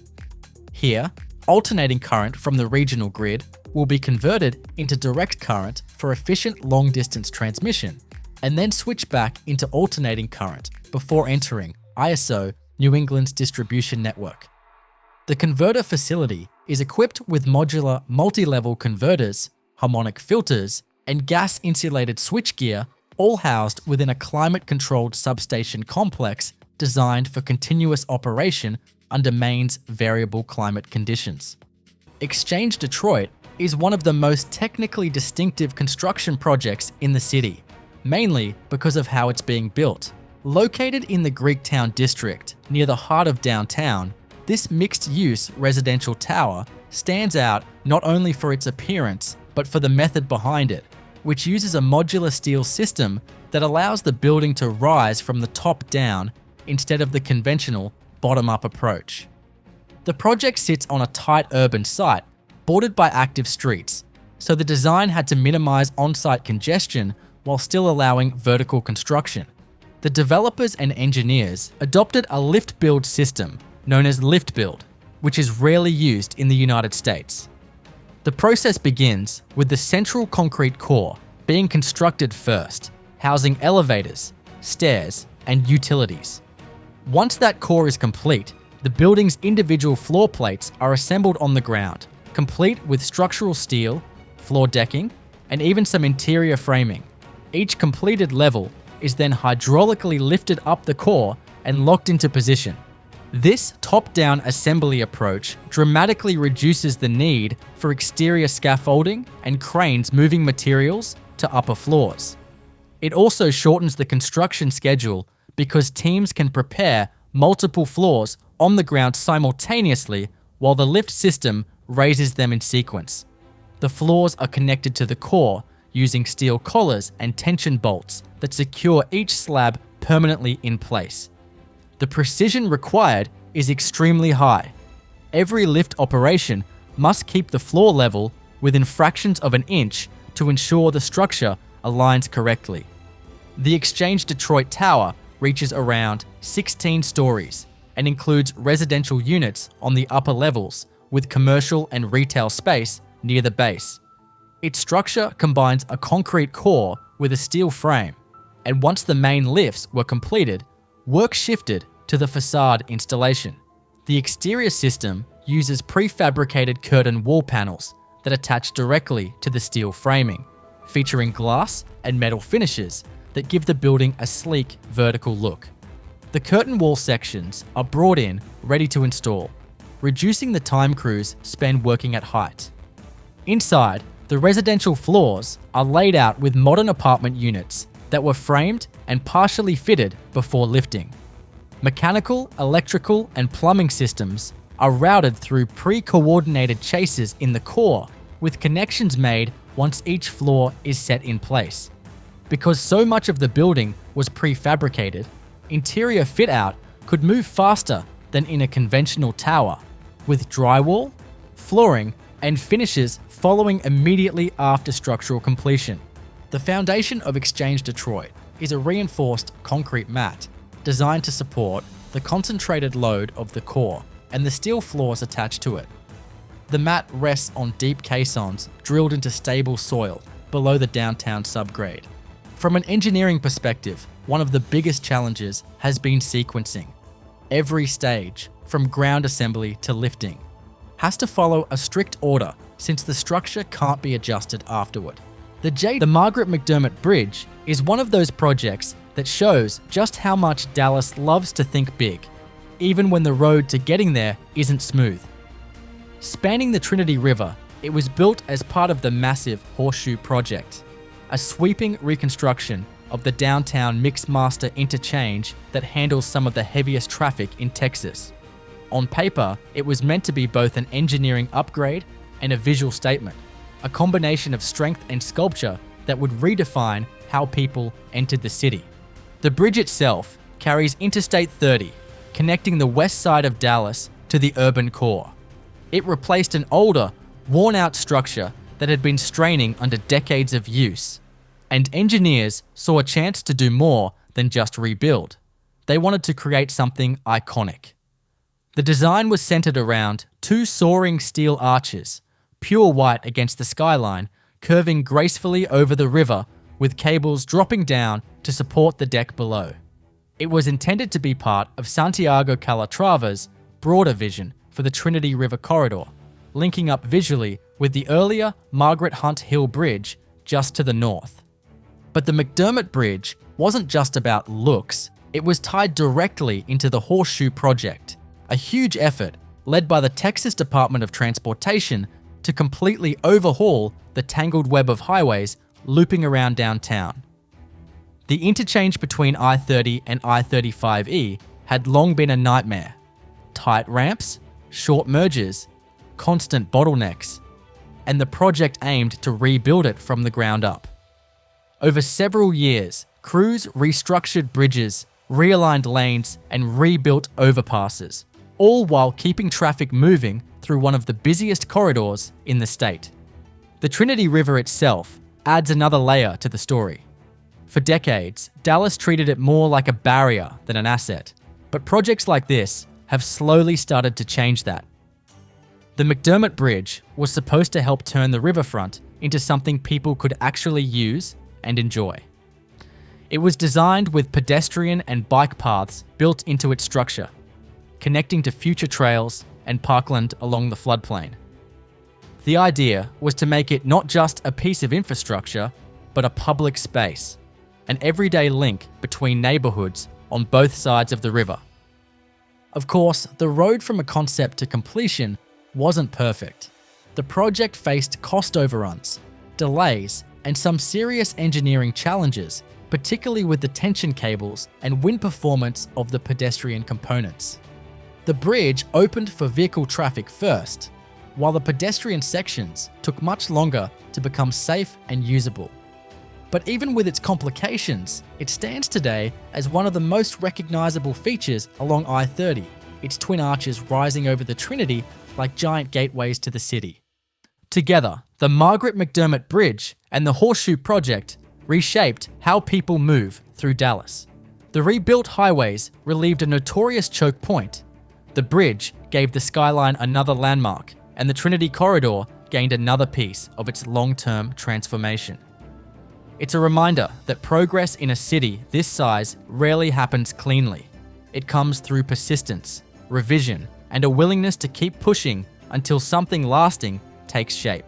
From the earliest stages of planning, the construction of the Venetian in Las Vegas was envisioned as both a large-scale hotel and a themed architectural reproduction of Venice's iconic landmarks, requiring careful integration of structural engineering with elaborate facade detailing. The project began with deep foundation work, as the sheer height and footprint of the resort demanded a robust support system. Pile foundations and reinforced concrete mat slabs were installed to distribute loads evenly across the variable desert subsoil, with strict tolerances to accommodate the superstructure's alignment. The main tower and podium levels were built using a reinforced concrete frame for strength and fire resistance, while structural steel was introduced in key areas to allow for larger spans and open interior spaces, particularly in the casino floor and grand lobby. This combination of materials provided both rigidity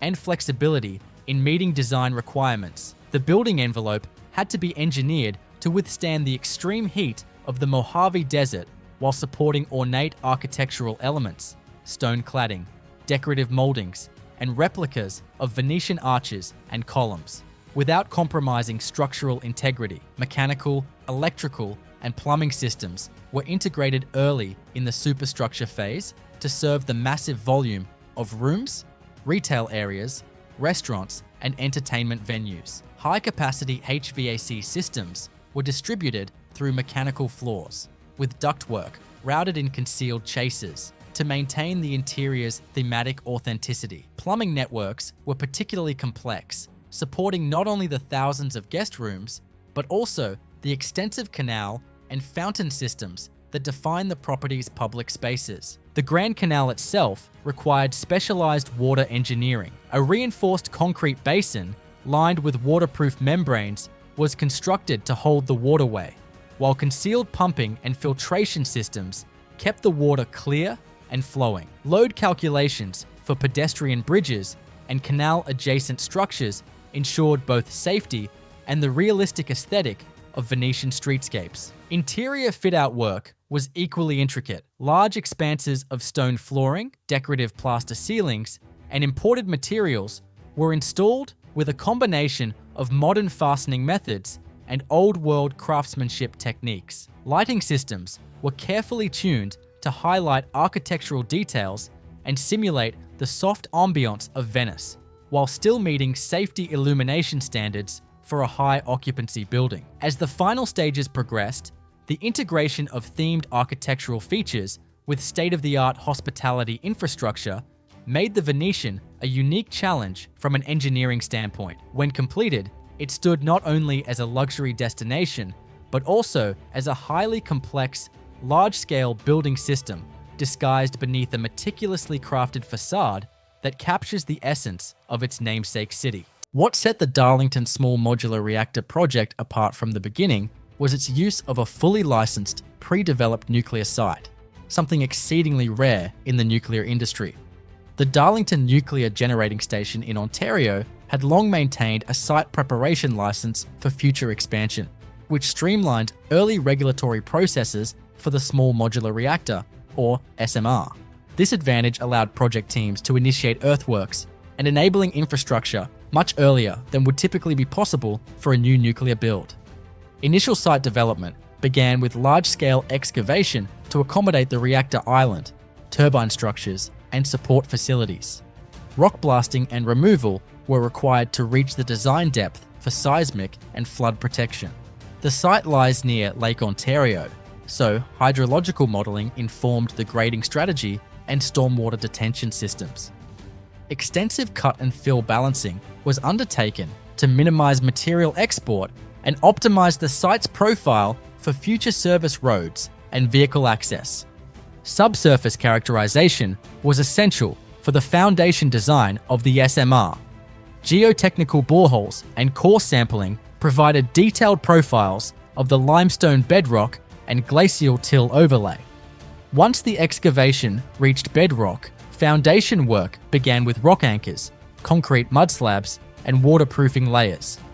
The nuclear island foundation required a heavily reinforced concrete mat slab designed to distribute high concentrated loads from the reactor vessel and containment structures. The SMR selected for Darlington is a pressurized water reactor with integrated steam generation and passive safety features. The reactor building is being constructed using modular components prefabricated off-site, including sections of the containment structure, equipment modules, and piping skids. These modules are shipped by rail or specialized trucks and assembled using heavy lift cranes on engineered laydown pads adjacent to the foundation. The modular approach dramatically reduces on-site labor requirements and improves quality control by shifting fabrication into controlled environments. Containment and auxiliary buildings use thick reinforced concrete walls with embedded steel liners and seismic isolation joints. Key safety systems, such as the passive heat removal system, emergency core cooling, and spent fuel cooling, are embedded in compact configurations to allow for the SMR's reduced footprint. Embedded conduits, grounding grids, and shielded penetration sleeves are installed in formwork before concrete is poured, ensuring precise alignment and shielding performance once complete. The turbine island, located adjacent to the reactor building, is built on deep foundations and houses the generator, condenser, feedwater heaters, and auxiliary equipment. Although the power output of an SMR is smaller than traditional nuclear units, the turbine equipment must still meet exacting standards for steam quality, thermal cycle efficiency, and vibration performance.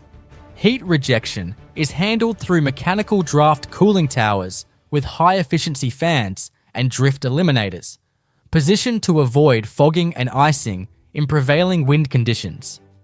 Grid connection infrastructure includes switchyards, step-up transformers, and control systems, all housed in electromagnetically shielded buildings. A centralized control facility oversees both reactor and balance of plant systems, using digital instrumentation and control platforms with redundant safety class architectures.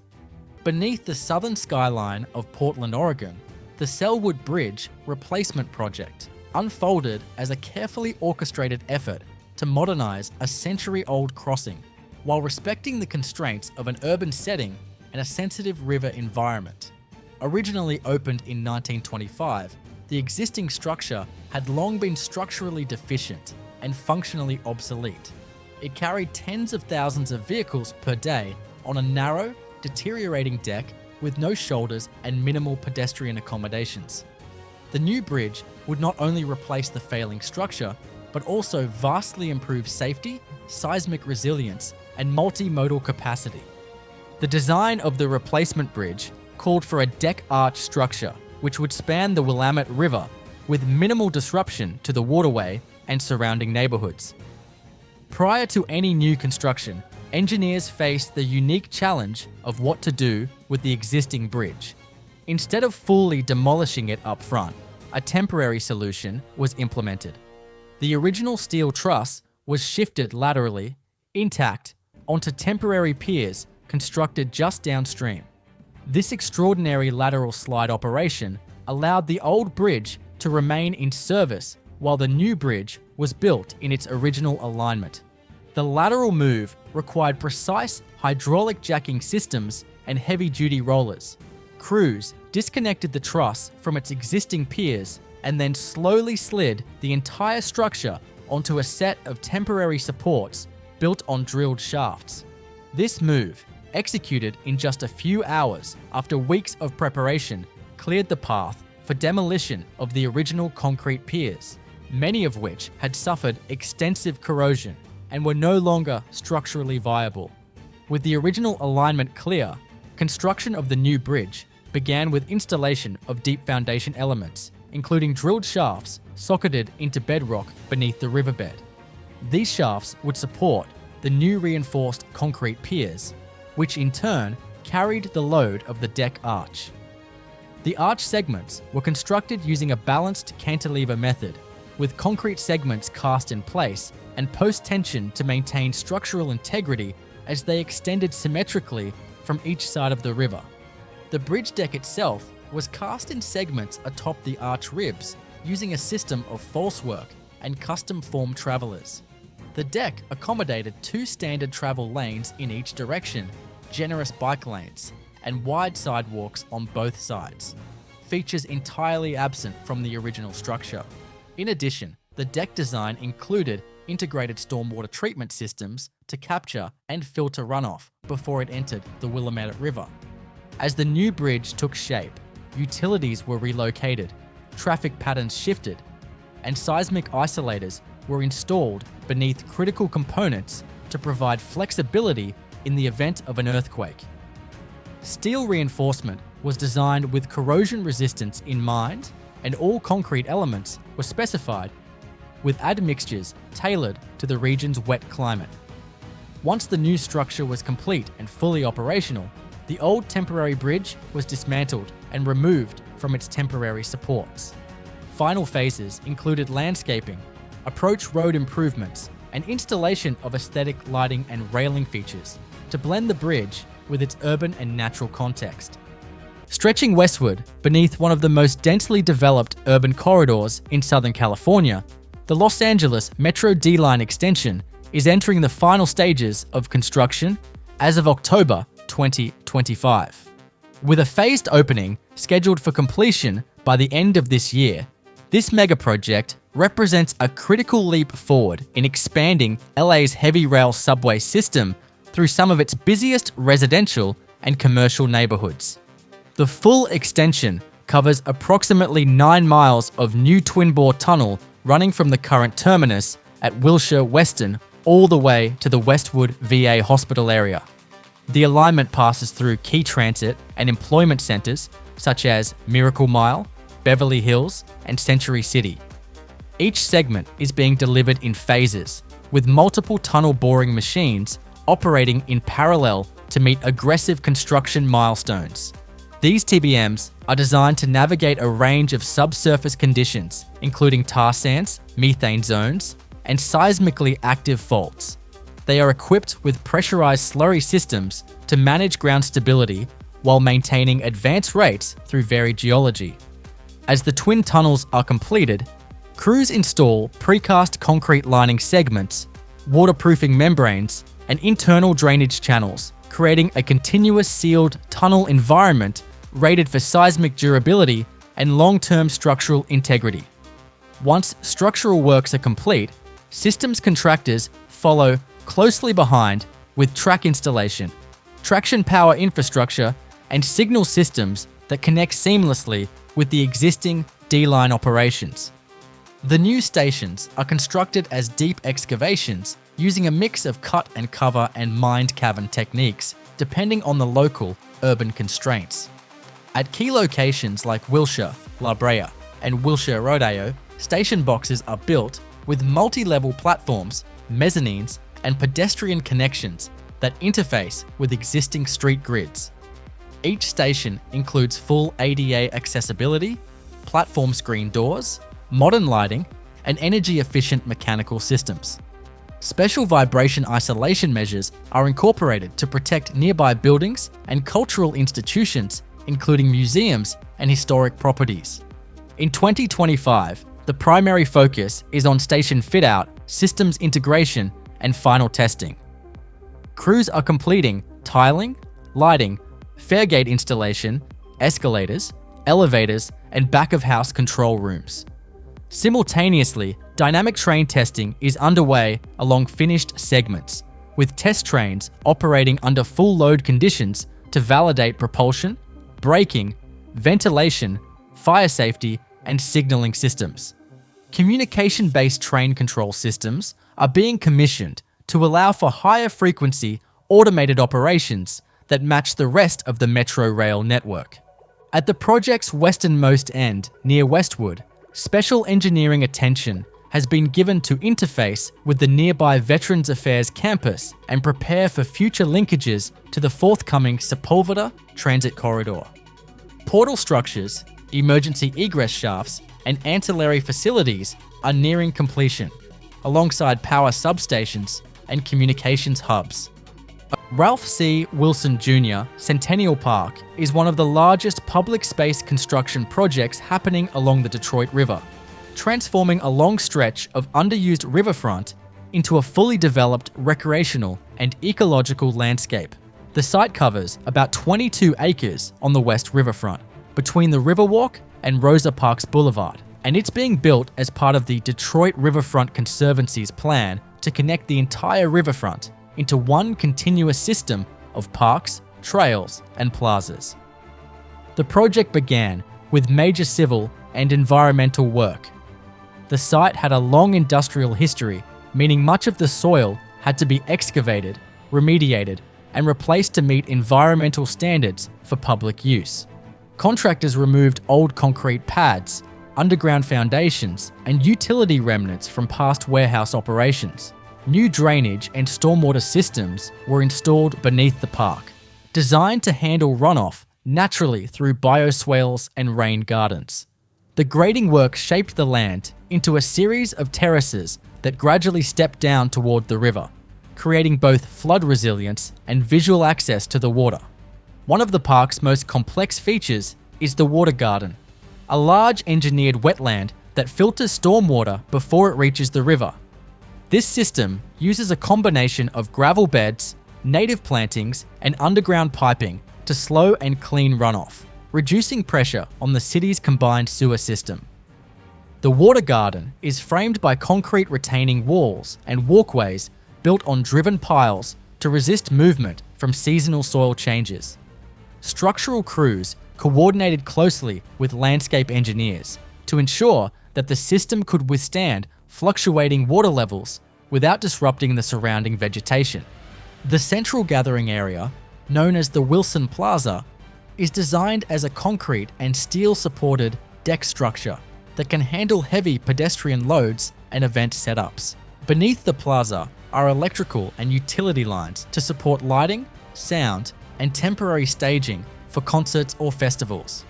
The plaza connects directly to the Detroit Riverwalk through wide ramps and stairs, making it accessible for cyclists and pedestrians coming from downtown. Another key element is the expansive playground, called the Delta Dental Play Garden, which incorporates large-scale climbing structures, slides, and water play features.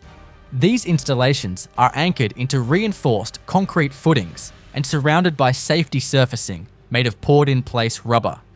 Adjacent to this is the Sport House Pavilion, a steel and glass structure that includes restrooms, storage, and a small cafe. The pavilion is built on a concrete foundation with structural steel framing and an extended canopy roof for shade. Along the waterfront edge, crews have reinforced the seawall and added riprap protection to prevent erosion from wave action. New walkways are being poured with exposed aggregate finishes for durability, and integrated LED lighting is installed throughout the pathways to provide visibility without overpowering the natural setting. Trees and native grasses are being planted in phased sections with irrigation systems tied into the park's water recycling network. The park's construction is highly coordinated with other ongoing riverfront work, including the nearby Joe Louis Greenway and the West Riverwalk extension. Because of its size and variety of components, work is divided among multiple contractors, with sequencing planned to allow landscaping, civil, and structural tasks to overlap efficiently. Pacific Plaza in downtown Dallas is one of those rare public spaces that completely shifts how a city feels at ground level. For years, that part of downtown was little more than a patchwork of parking lots, office facades, and narrow sidewalks that people rushed through without stopping.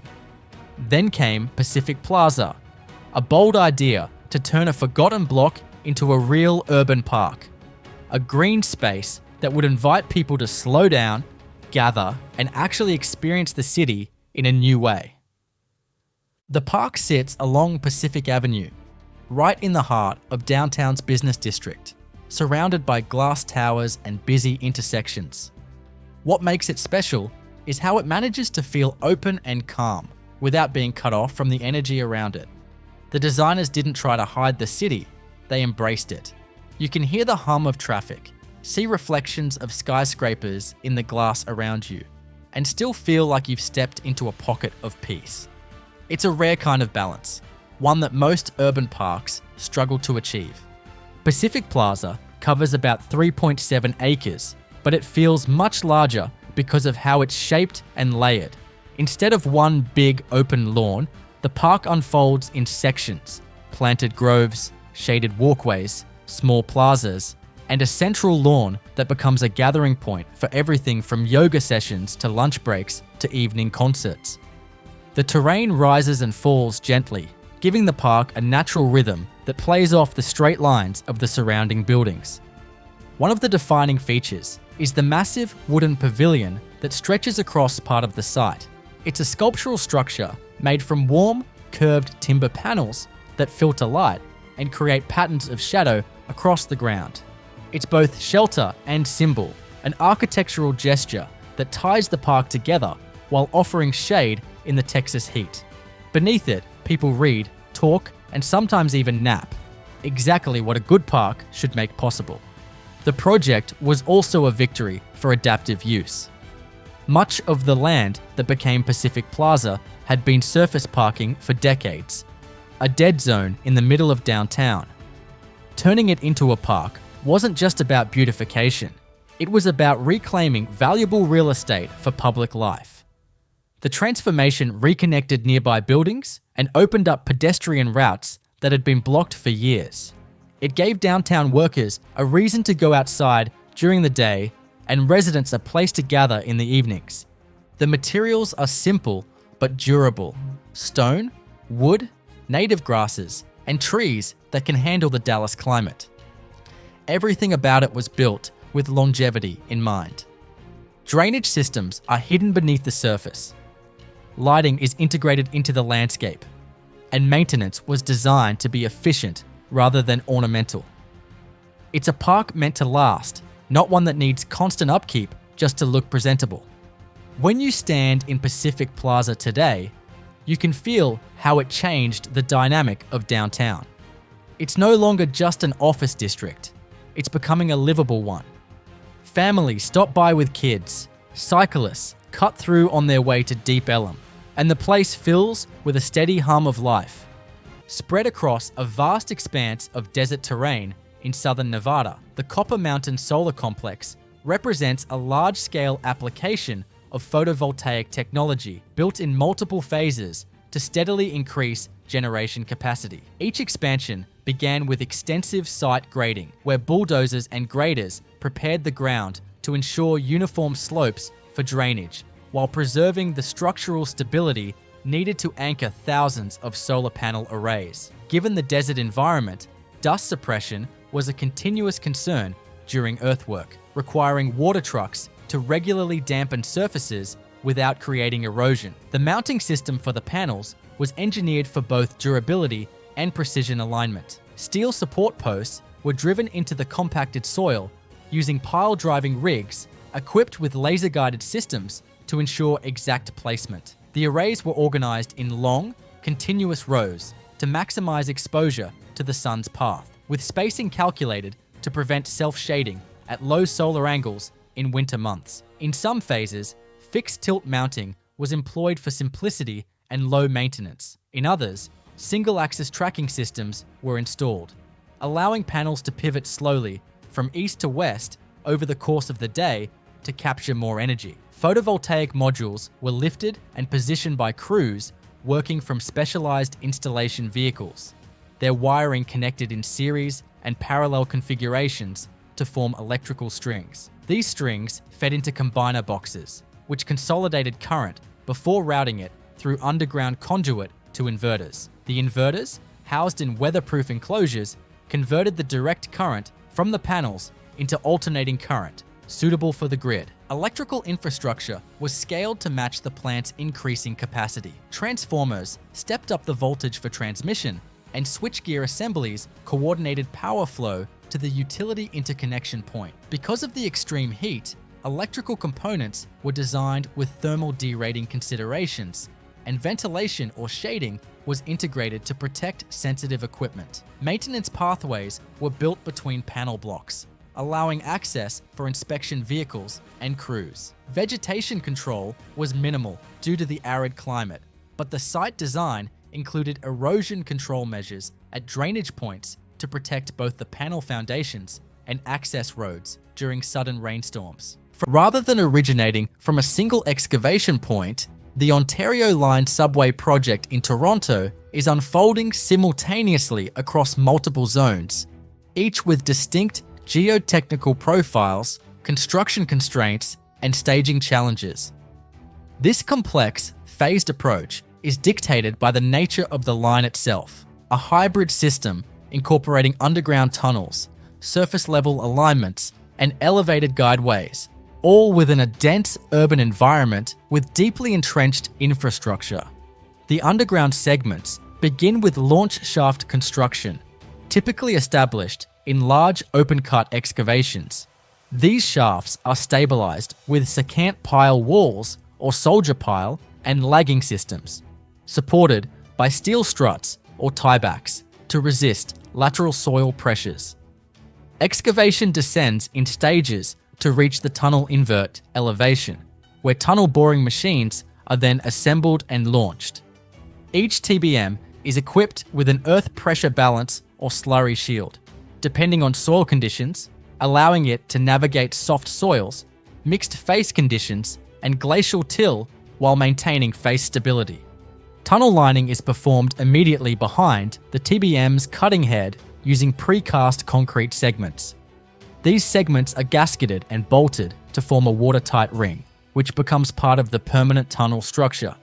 The logistics of segment delivery, spoil removal, and TBM maintenance are coordinated from surface-level support sites, which include slurry processing plants, muck storage, and concrete casting yards. At intermodal stations like Exhibition, Osgood, and Queen, massive excavation pits are established using a top-down or cut-and-cover method.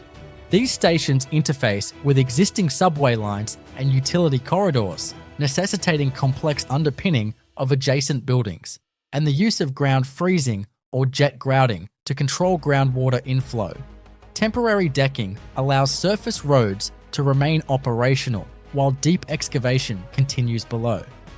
Internal strutting systems are critical to maintain the integrity of the excavation, particularly for multi-level station boxes with mechanical, ventilation, and emergency egress spaces. Above ground, elevated guideways are constructed using precast segmental construction or cast-in-place concrete methods. These viaducts require column piers with deep foundations, often drilled caissons or driven piles, to ensure stability in areas with compressible soils or fluctuating groundwater. Segments are lifted using launching gantries or segment lifters, then post-tensioned together to form continuous spans. Alignment tolerances are extremely tight to maintain ride quality and track geometry. Track installation across the entire line incorporates both direct fixation systems and traditional ballast and tie methods, depending on location. In tunnels, low-vibration track slabs are installed using high-strength concrete over a waterproofed base. Track work includes rail anchors, expansion joints, and insulated rail fasteners, all designed to meet noise, vibration, and thermal movement requirements. A substantial portion of the Ontario Line's complexity comes from its integration with live transit corridors, roadways, and utility networks. This involves ongoing utility relocations, including water mains, high-voltage cables, and telecommunications lines, all done with extensive traffic staging and night shifts to reduce surface disruptions. Monitoring of existing structures is continuous, using inclinometers, strain gauges, and real-time survey systems to detect any movement induced by construction activities. As the rising arc of twin basket handle arch bridges took shape over the Mississippi River, the transformation of the I-74 corridor between Bettendorf, Iowa, and Moline, Illinois, entered one of its most critical and technically ambitious phases. The construction of the new I-74 Mississippi River Bridge was not merely a replacement of aging infrastructure, it was a complete reimagining of regional connectivity, driven by modern standards for traffic volume, safety, and structural resilience. The original bridge system, composed of two separate spans constructed decades apart, had long been overcapacity and structurally obsolete, necessitating a solution that would carry 4 lanes of traffic in each direction, with substantial shoulders and multimodal accommodations.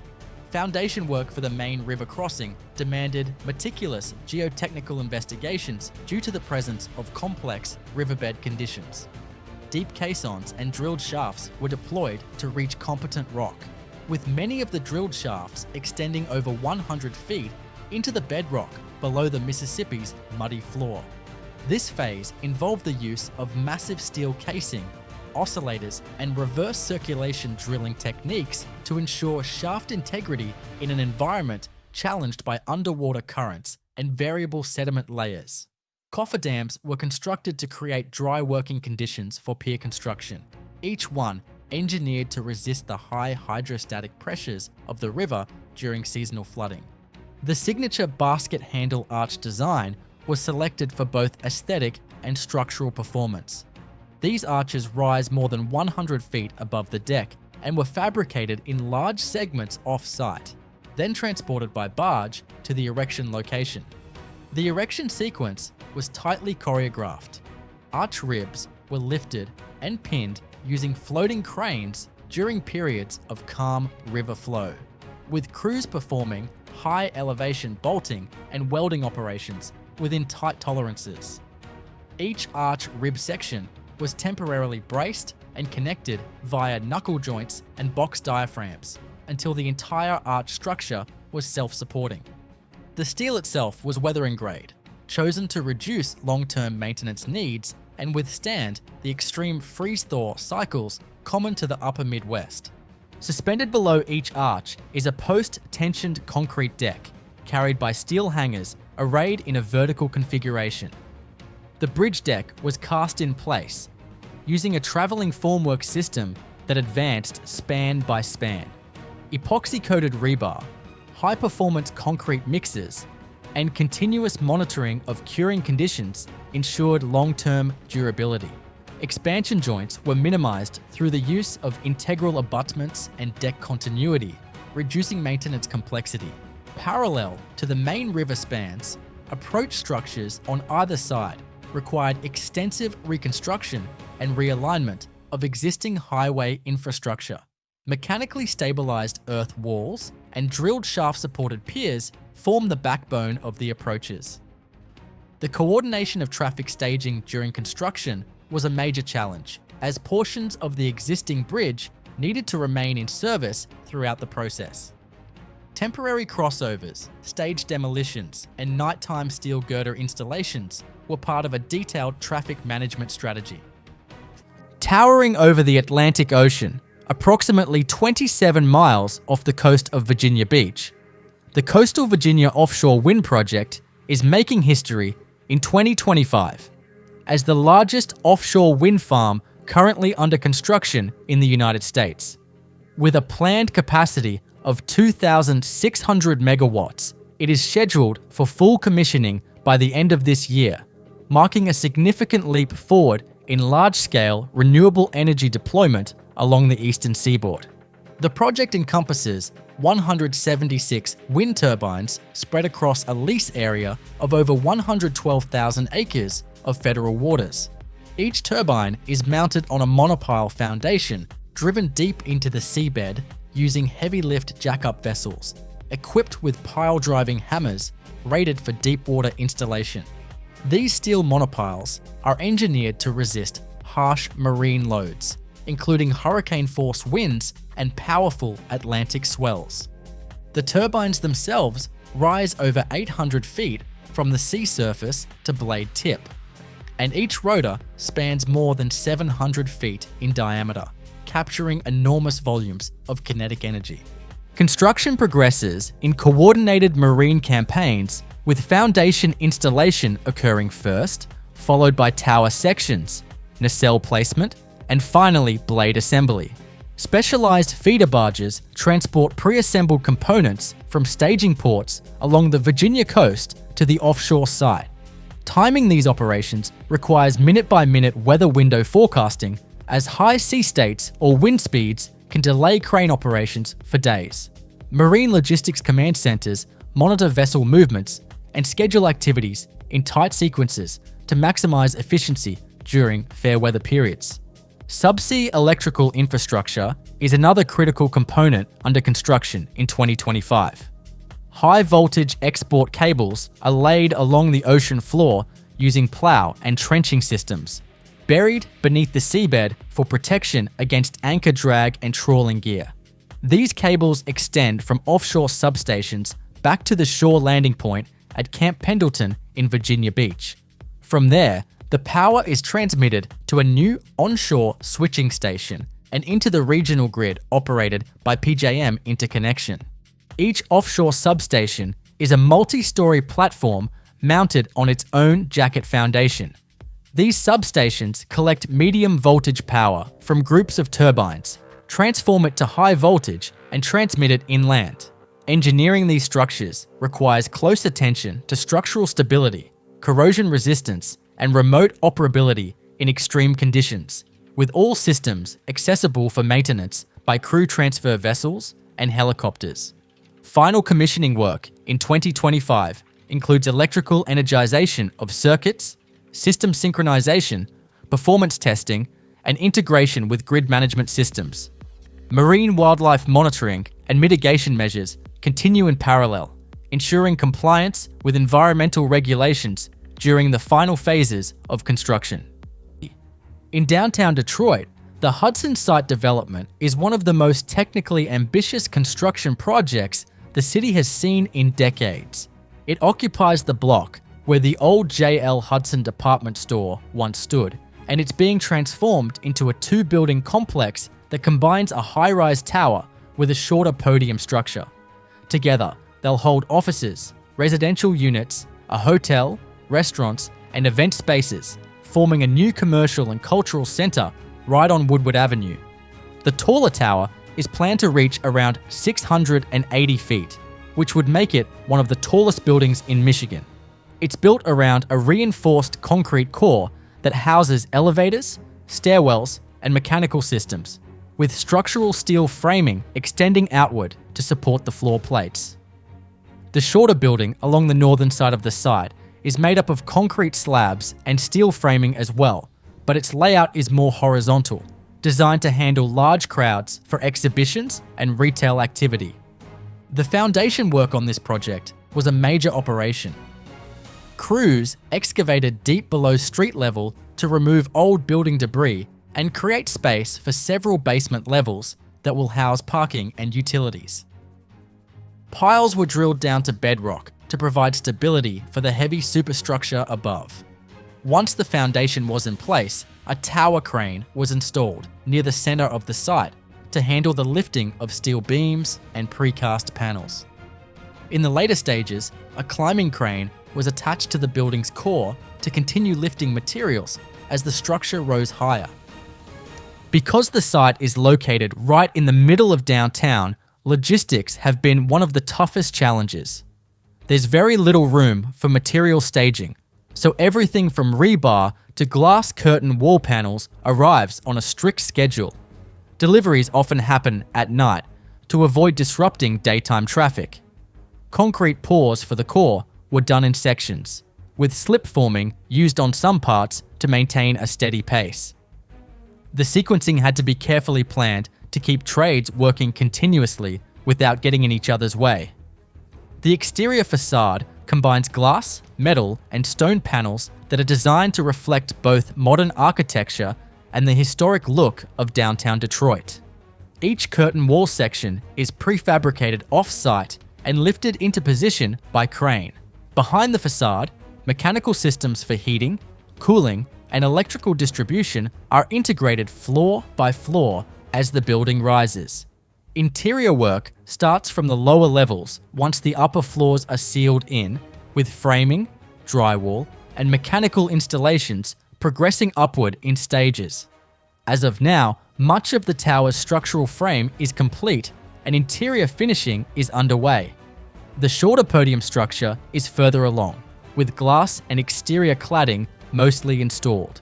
When the entire project is finished, it will contain hundreds of thousands of square feet of mixed-use space and serve as a key part of downtown Detroit's ongoing redevelopment. The engineering precision, tight scheduling, and vertical construction methods used on the Hudson site reflect the scale and complexity of rebuilding a major urban core. The High-5 interchange in Dallas is one of those pieces of infrastructure that almost feels like a sculpture made out of concrete and steel.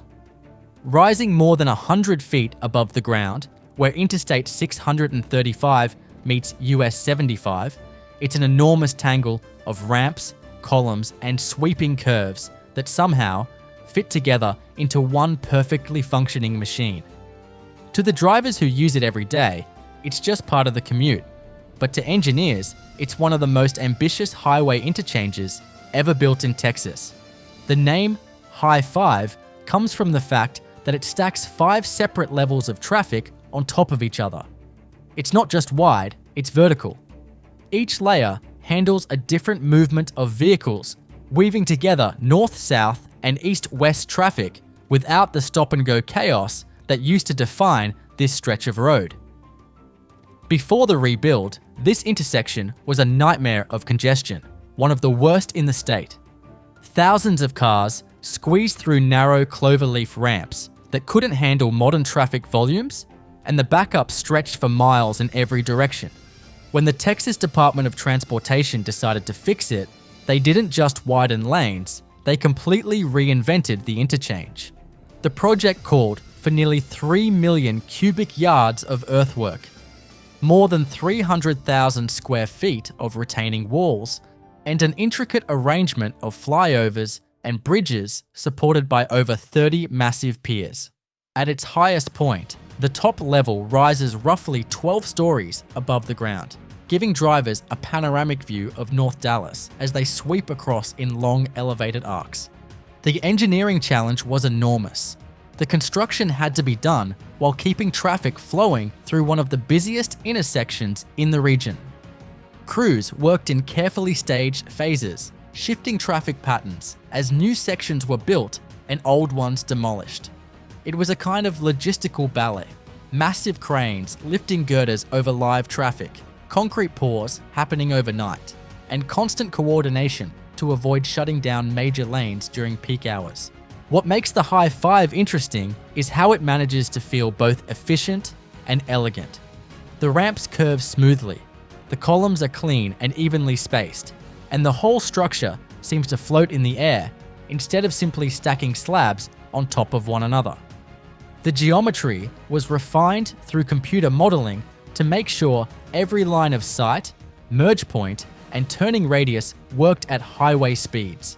It's a balance between engineering precision and visual clarity, something that's not easy to pull off at this scale. When it opened in the mid-2000s, the interchange immediately transformed the area. Traffic flow improved dramatically, cutting commute times and boosting development along both corridors. Businesses and residential complexes started rising nearby, drawn by the accessibility that came with a fully modernized highway system. For Dallas, it became a symbol of how serious the city was about mobility and infrastructure, an unmistakable reminder that this is a place built around movement. Rolled into the desert, the planning of the Interstate 11 and Boulder City bypass demanded a precise understanding of both geography and traffic flow. The corridor cuts through a region of rugged hills and arid basins, where summer temperatures can soar above 100 degrees Fahrenheit, so designers had to consider material performance under extreme heat and long-term durability. The primary objective was to create a high-speed, limited-access highway segment that would divert heavy truck and tourist traffic away from the narrow, congestion-prone streets of Boulder City, while maintaining efficient connectivity between the Hoover Dam area and the Las Vegas Valley. Initial site work began with large-scale grading operations. Crews employed scrapers, dozers, and articulated haul trucks to carve the roadbed alignment into the natural contours, moving hundreds of thousands of cubic yards of material. In some segments, blasting was necessary to cut through solid rock outcrops, followed by rockfall mitigation measures such as wire mesh draping and retaining wall construction. The design incorporated long, gentle curves and extended sight distances to meet interstate safety standards, meaning that excavation and fill had to be carefully balanced to avoid excessive hauling. Drainage posed another major engineering consideration. With infrequent but intense desert storms, the bypass required an extensive system of culverts, trapezoidal ditches, and energy dissipators to channel flash flood waters beneath the roadway without eroding embankments. Engineers designed these structures to handle peak flows far greater than typical rainfall events, ensuring resilience against rare but destructive weather. Paving operations utilized multiple lifts of asphalt concrete with a base course laid over compacted aggregate, followed by intermediate and surface courses. The surface mix was engineered to resist rutting and oxidation in high temperature conditions, with polymer-modified binders improving flexibility. The main line was constructed with full-depth shoulders, rumble strips, and high-visibility thermoplastic striping to enhance safety. Bridges were a critical component, particularly over the El Dorado Dry Lake and other low points. These structures used precast, pre-stressed concrete girders set on cast-in-place piers and abutments, allowing rapid erection while maintaining structural capacity for heavy freight loads. Expansion joints and bearing pads were selected for durability in the large thermal swings typical of the Mojave climate. Once major earthwork and structural elements were in place, intelligent transportation systems were installed, including variable message signs, traffic monitoring sensors, and emergency pull-off areas. The completed bypass transformed regional travel, reducing congestion through Boulder City and cutting travel times toward Arizona, while providing a modern, engineered corridor built to interstate specifications for decades of service. Rising from the dense urban core, just west of the Las Vegas. Unlike traditional infrastructure projects that begin with roads and utilities, the Atlantic Spaceport Complex in Newfoundland and Labrador began with a deep analysis of coastal wind patterns, azimuth corridors, and orbital trajectories. The remote coastal site was selected specifically for its unobstructed access to polar and sun-synchronous orbits, as well as its low population density and relatively stable geology. This strategic positioning allowed for near-direct launch windows without complex flight path maneuvers, reducing both fuel requirements and orbital insertion complexity. The first stages of construction involved establishing the core operational footprint, clearing and grading vast tracts of rugged terrain while maintaining strict environmental control protocols. The subarctic climate and sensitive coastal ecosystems meant erosion control and sediment filtration systems had to be installed from the outset. This included silt fencing, drainage swales, and retention ponds strategically placed to intercept runoff from access road construction and earth-moving operations. Foundations for key facilities were drilled and anchored into the underlying bedrock, with special focus on the vertical launch platform and flame trench system. The launch pad itself was built atop a reinforced concrete slab capable of withstanding the immense thermal and vibrational loads produced during ignition. Underneath, a flame trench with diverging deflectors was cast in place using high-temperature refractory concrete designed to channel exhaust gases laterally and away from sensitive infrastructure. Adjacent to the pad, the integration facility was constructed using a pre-engineered steel frame building with overhead cranes rated for high-capacity vertical payload handling. This structure houses the vehicle assembly bay, clean rooms for payload encapsulation, and support areas for avionics checks, fueling operations, and pre-launch verification. The integration building was situated on vibration-isolated pads and includes anti-static flooring, air filtration systems, and redundant HVAC to maintain strict contamination control for orbital payloads. Fuel storage infrastructure, often a critical element of launch safety, was developed in a separate blast-buffered zone. This area includes cryogenic liquid oxygen tanks, kerosene or methane fuel silos, and purge gas systems, all with multi-layered spill containment and automated fire suppression systems. Pipelines connecting the storage yard to the launch pad were installed below grade within concrete service trenches, incorporating emergency shutoff valves and leak detection instrumentation. A specialized telemetry and tracking station was also established early in the project, featuring radar arrays, satellite uplinks, and optical tracking mounts positioned on elevated piers to ensure line of sight during all launch phases. Fiber optic data lines were buried in hardened conduits, linking this station directly to the Mission Control Center and external ground station networks. Power systems across the complex were backed up with dual redundant generators and uninterruptible power supplies to maintain continuity during critical countdown sequences.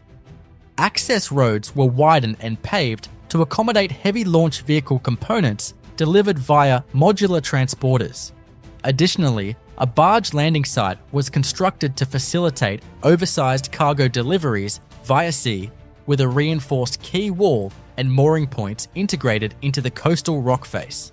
Deep beneath the streets of Baltimore, as of October 2025, tunnel boring operations and civil construction continue in earnest on the Frederick Douglas Tunnel project. a transformative upgrade to one of the most critical bottlenecks on the Northeast Corridor. Designed to replace the aging B and P tunnel, which dates back to the post-Civil War era, the new Frederick Douglas tunnel is on track for completion by the end of 2025 and will significantly improve rail capacity, reliability, and safety through one of the NEC's most congested segments. The project consists of a new twin-bore tunnel alignment, each tube roughly 2 miles in length, and excavated using massive tunnel boring machines designed specifically for the challenging geotechnical conditions beneath West Baltimore. The soils encountered range from clayey silt to weathered rock, requiring variable density TBMs capable of managing ground pressure fluctuations while maintaining precise alignment tolerances. The inner diameter of each tunnel is large enough to accommodate electrified double-track rail systems, built with long-life precast concrete tunnel lining segments bolted and grouted in place behind the TBM shield. To support tunnel operations and eventual service integration, multiple ancillary structures are under construction along the alignment. These include ventilation buildings, emergency egress shafts, and utility relocation corridors, all built to current National Fire Protection Association 130 standards for passenger rail tunnels. High-capacity fans and HVAC systems are installed within the ventilation shafts to ensure smoke control and air quality management in case of emergencies. Access points are strategically located to support future maintenance without interrupting service. Rail infrastructure installation is another focus of 2025 activities. Crews are installing continuously welded rail on resilient trackbed systems designed for high-speed operation, with ballastless track slabs in the tunnel sections for smooth, low-maintenance performance. Electrification systems, including overhead catenary, traction power substations, and signal infrastructure, are being placed in coordination with Amtrak and MER, each IRAC system requirements. Special attention is paid to integration with positive train control and modern signaling systems, which will allow for higher throughput and improved timetable precision across the corridor. At both ends of the tunnel, extensive surface work is being carried out to tie the new tunnel into existing NEC infrastructure. This includes regrading track approaches, reconfiguring interlockings, and constructing new portal structures with drainage systems engineered to handle flash flooding events. Bridge work and utility diversions are being finalized as part of the portal area reconstruction, with minimum service disruption maintained through staged construction and temporary track shifts.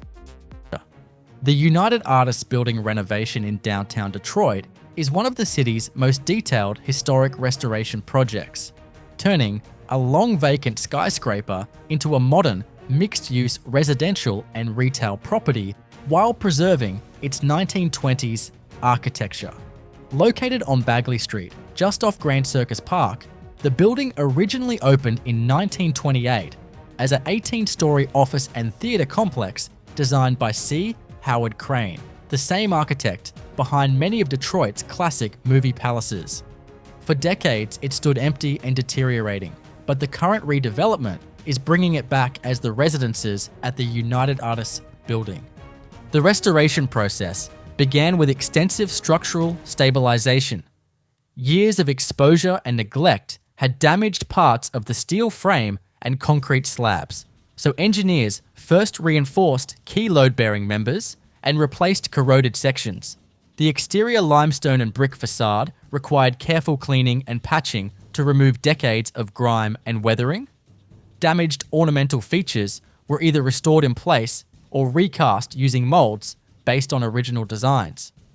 New mortar was color-matched to blend with the historic masonry, and missing terracotta details were replicated using modern materials that preserved the look while improving durability. The interior work involved a full gut renovation. All mechanical, electrical, and plumbing systems were removed and replaced with modern infrastructure that meets current building codes. The original floor plates were reconfigured to create more than 100 residential units, with layouts designed around the existing structural grid. Crews installed new insulation, fireproofing, and acoustic barriers to bring the building up to modern performance standards while keeping as much of the historic framework visible as possible. Because of the building's age and landmark status, the renovation follows guidelines set by both the National Park Service and the State Historic Preservation Office. This means every change to the exterior or visible interior spaces must maintain the original appearance where feasible. Window openings, for example, have been restored to their historic dimensions with new energy-efficient replicas of the original steel frames. The main entrance and lobby have been rebuilt to match archival photographs with decorative plaster, marble flooring, and lighting fixtures fabricated to match the 1920s design. The old theatre portion of the complex, which once seated thousands of moviegoers, presented a different kind of challenge. Its roof and interior finishes had decayed beyond repair, so it's being stabilized rather than fully restored, with plans for potential future use as an event or retail space. Structural engineers reinforced the existing trusses and exterior walls to ensure long-term stability while keeping the theatre's shell intact. Throughout the renovation, one of the biggest challenges has been coordinating construction within the narrow footprint of downtown streets. Material deliveries are scheduled during off hours, and interior demolition debris was removed using a controlled chute system to minimize disruption. Elevator shafts were rebuilt to accommodate new cabs and fire-rated enclosures, while mechanical systems were routed through vertical chases that didn't exist in the original design, requiring careful coordination between trades. The completed building will combine ground floor retail with upper-level apartments and amenities such as fitness areas, lounges, and rooftop spaces overlooking the city. Modern safety systems, sprinklers, alarms, and pressurized stairwells have been integrated discreetly to preserve the building's character. Set against the wide-open expanse of eastern Nevada, the Spring Valley Wind Farm was developed to capture the region's steady wind resources and convert them into utility-scale electrical power. Building such a facility began with a detailed wind resource assessment using meteorological towers to gather multi-year data on wind speed, direction, and turbulence intensity. This information guided the precise placement of each turbine to maximize efficiency while minimizing interference between units. Before installation could begin, the site underwent grading and road construction. Access roads had to be engineered for heavy transport loads, as turbine components, blades, towers, and nacelles are among the largest and heaviest pieces of equipment moved over land. The roads were designed with gentle curves and controlled gradients to accommodate the specialized trailers used for hauling blades that can span well over 100 feet in length. Foundations for each turbine required deep excavation to reach stable soil strata, followed by the placement of reinforced concrete pads. The circular foundations were heavily reinforced with steel rebar cages designed to resist overturning forces generated by wind loads on the tower. Anchor bolt assemblies were precisely positioned to match the base flange of the tower sections. After concrete placement, a curing period ensured that the foundation reached its full design strength before tower erection began. The tower installation process was conducted in segments, typically 3 to 4 cylindrical steel sections lifted into place by high-capacity crawler cranes. Precision alignment was critical, with each section bolted and tensioned to exact torque specifications. Once the tower was complete, the nacelle, housing the gearbox, generator, and control systems, was hoisted to the top. Blade installation was one of the most technically challenging steps, often requiring calm weather conditions for safety. Each blade was bolted to the hub, and the completed rotor assembly was lifted and attached to the nacelle's main shaft. Electrical cabling inside the tower connected the generator to underground power lines, which routed energy to a substation. At the substation, transformers stepped up the voltage for transmission over long distances.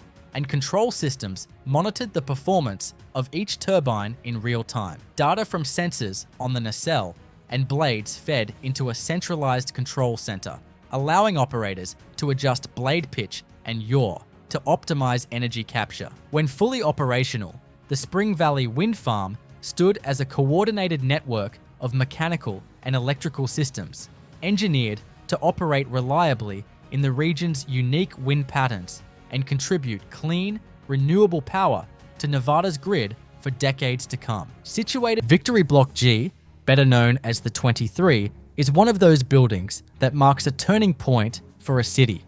It's not a record breaker in height or a wild experiment in design, but it represents exactly where Dallas is heading: upward, denser, and more connected.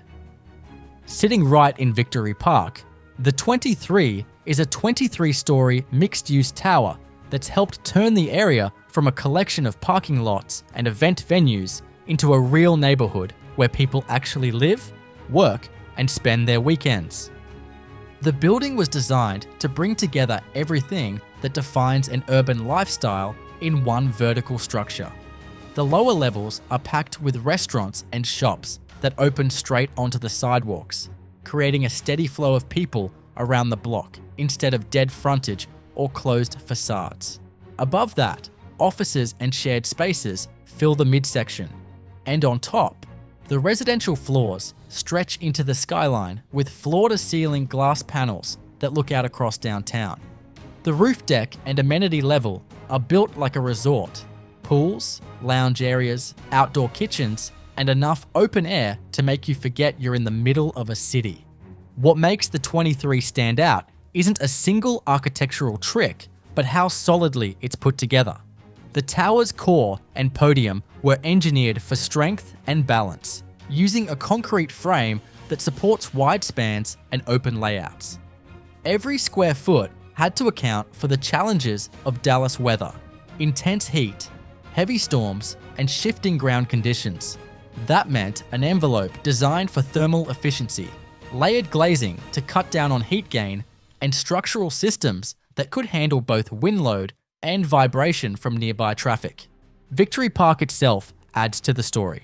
The area used to be little more than the land around the American Airlines Center, but over the years, it's turned into one of the city's most recognizable urban districts. The 23 helped anchor that growth, bringing residents who wanted to live close to restaurants, the arena, and the light rail connections that tie the district back into downtown. That kind of density changes the rhythm of a city. It makes the streets busier, the sidewalks livelier, and the skyline feel more connected to daily life. Inside the tower, the design focuses on openness and light. Apartments use full-height windows to pull in natural light and give panoramic views of Uptown and the Trinity River corridor. The interiors are deliberately modern, but not cold. Neutral tones, simple finishes, and efficient layouts that make small spaces feel expansive. Combined with the amenities, it's a formula aimed squarely at the new generation of urban professionals who want access, not isolation. As of October 2025, the Honolulu Rail Transit Project, known officially as the Honolulu Authority for Rapid Transportation, or HART, stands as one of the most ambitious urban rail initiatives currently under construction in the United States. After more than a decade of phased development, the project is in the final stretch toward completion, with full system operations targeted to begin by the end of 2025. This 20-mile elevated rail line is designed to serve the densely populated corridor between East Kapolei and Ala Moana Center, linking key residential zones, commercial districts, and transportation hubs across the island of Oahu. A central engineering feature of HART is its fully elevated guideway structure, supported by hundreds of reinforced concrete columns spaced at regular intervals. Each segment of the guideway is constructed using the balanced cantilever method, where precast concrete segments are installed symmetrically on either side of a pier cap using high-capacity post-tensioning tendons. This method minimizes the need for scaffolding or ground-level disruption in busy urban areas. The segments are fabricated off-site in a purpose-built casting yard and transported during overnight hours to reduce impacts on surface traffic. In parallel, the construction of the system's 21 stations has advanced significantly in 2025. These stations are designed as elevated platforms integrated into the guideway structure, featuring weather-protected canopies, real-time signage, elevators, escalators, and access ramps. The design criteria incorporate hurricane resistance, seismic safety, and long-term durability in a corrosive marine climate. Each station also includes systems integration work for power, communications, fare collection, and safety monitoring. Rail yard and maintenance facility operations at the Rail Operations Centre near Leeward Community College have been fully active for several years, supporting fleet testing, operator training, and systems commissioning. The rail vehicles, built as fully automated 4-car train sets, operate using communications-based train control technology, allowing for driverless operation with precision headways. Dynamic testing has been ongoing across multiple completed segments of the line, with full end-to-end trial runs scheduled before the close of 2025. Waters of Lake Mead, the construction of intake number 3 unfolded as a feat of deep water and tunneling engineering designed to secure southern Nevada's water supply even under conditions of severe drought. The project began with precise geotechnical surveys, both above and below the lake surface, to determine the optimal location for a new intake point at a lower elevation than the 2 existing ones. This position ensured the system could continue drawing water even if the lake level dropped dramatically. Work commenced with the creation of a submerged intake structure positioned hundreds of feet below the water surface. Divers and remotely operated vehicles assisted in the placement of this massive reinforced concrete assembly, which included a steel intake dome and trash racks to prevent debris from entering the system. Fabrication occurred onshore in modular sections, which were then floated into position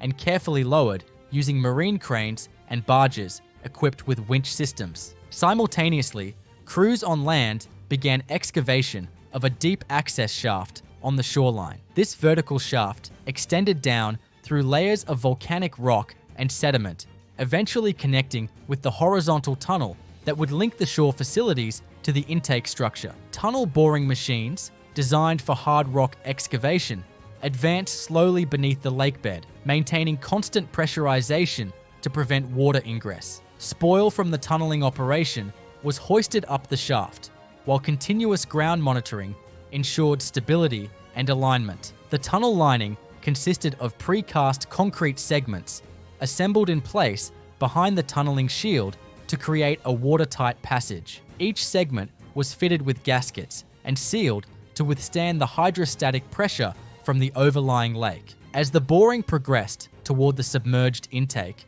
alignment tolerances were kept within inches, ensuring a precise final connection. Once the tunnel and intake were joined, engineers completed the installation of stainless steel piping, control valves, and flow regulation equipment. The system was integrated into the existing water delivery infrastructure with pumping capacity designed to handle the peak demands of the Las Vegas Valley. Safety systems, including isolation gates and inspection access points, were incorporated to allow future maintenance without interrupting water service. The Tahoe-Reno Industrial Center was developed as one of the largest industrial parks in the world, requiring infrastructure planning on a scale similar to that of an entire small city. The site's transformation began with large-scale earth moving to create graded pads capable of supporting massive distribution centers, manufacturing plants, and data facilities. The grading process had to balance cut and fill operations to minimize hauling distances,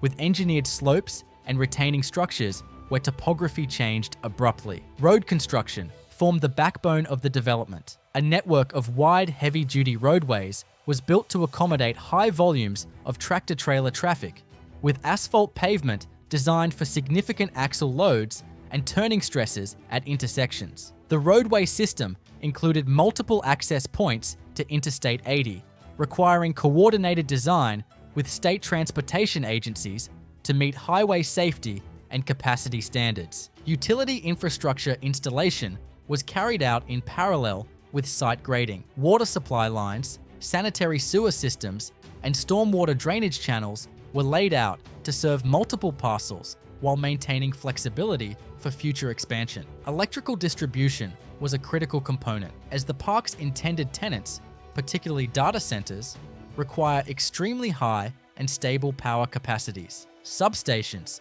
transmission lines, and underground cabling were installed with redundancy in mind, ensuring uninterrupted service. Telecommunications infrastructure was equally important, with fiber optic networks installed throughout the park to support high-speed data transfer. Trenching for these lines was coordinated with other utility work to minimize disruptions and maintain efficient construction sequencing. Given the park's desert location, stormwater management was designed to handle sudden, high-intensity rainfall events. Detention basins, concrete-lined channels, and culvert systems were built to capture and control runoff, protecting both the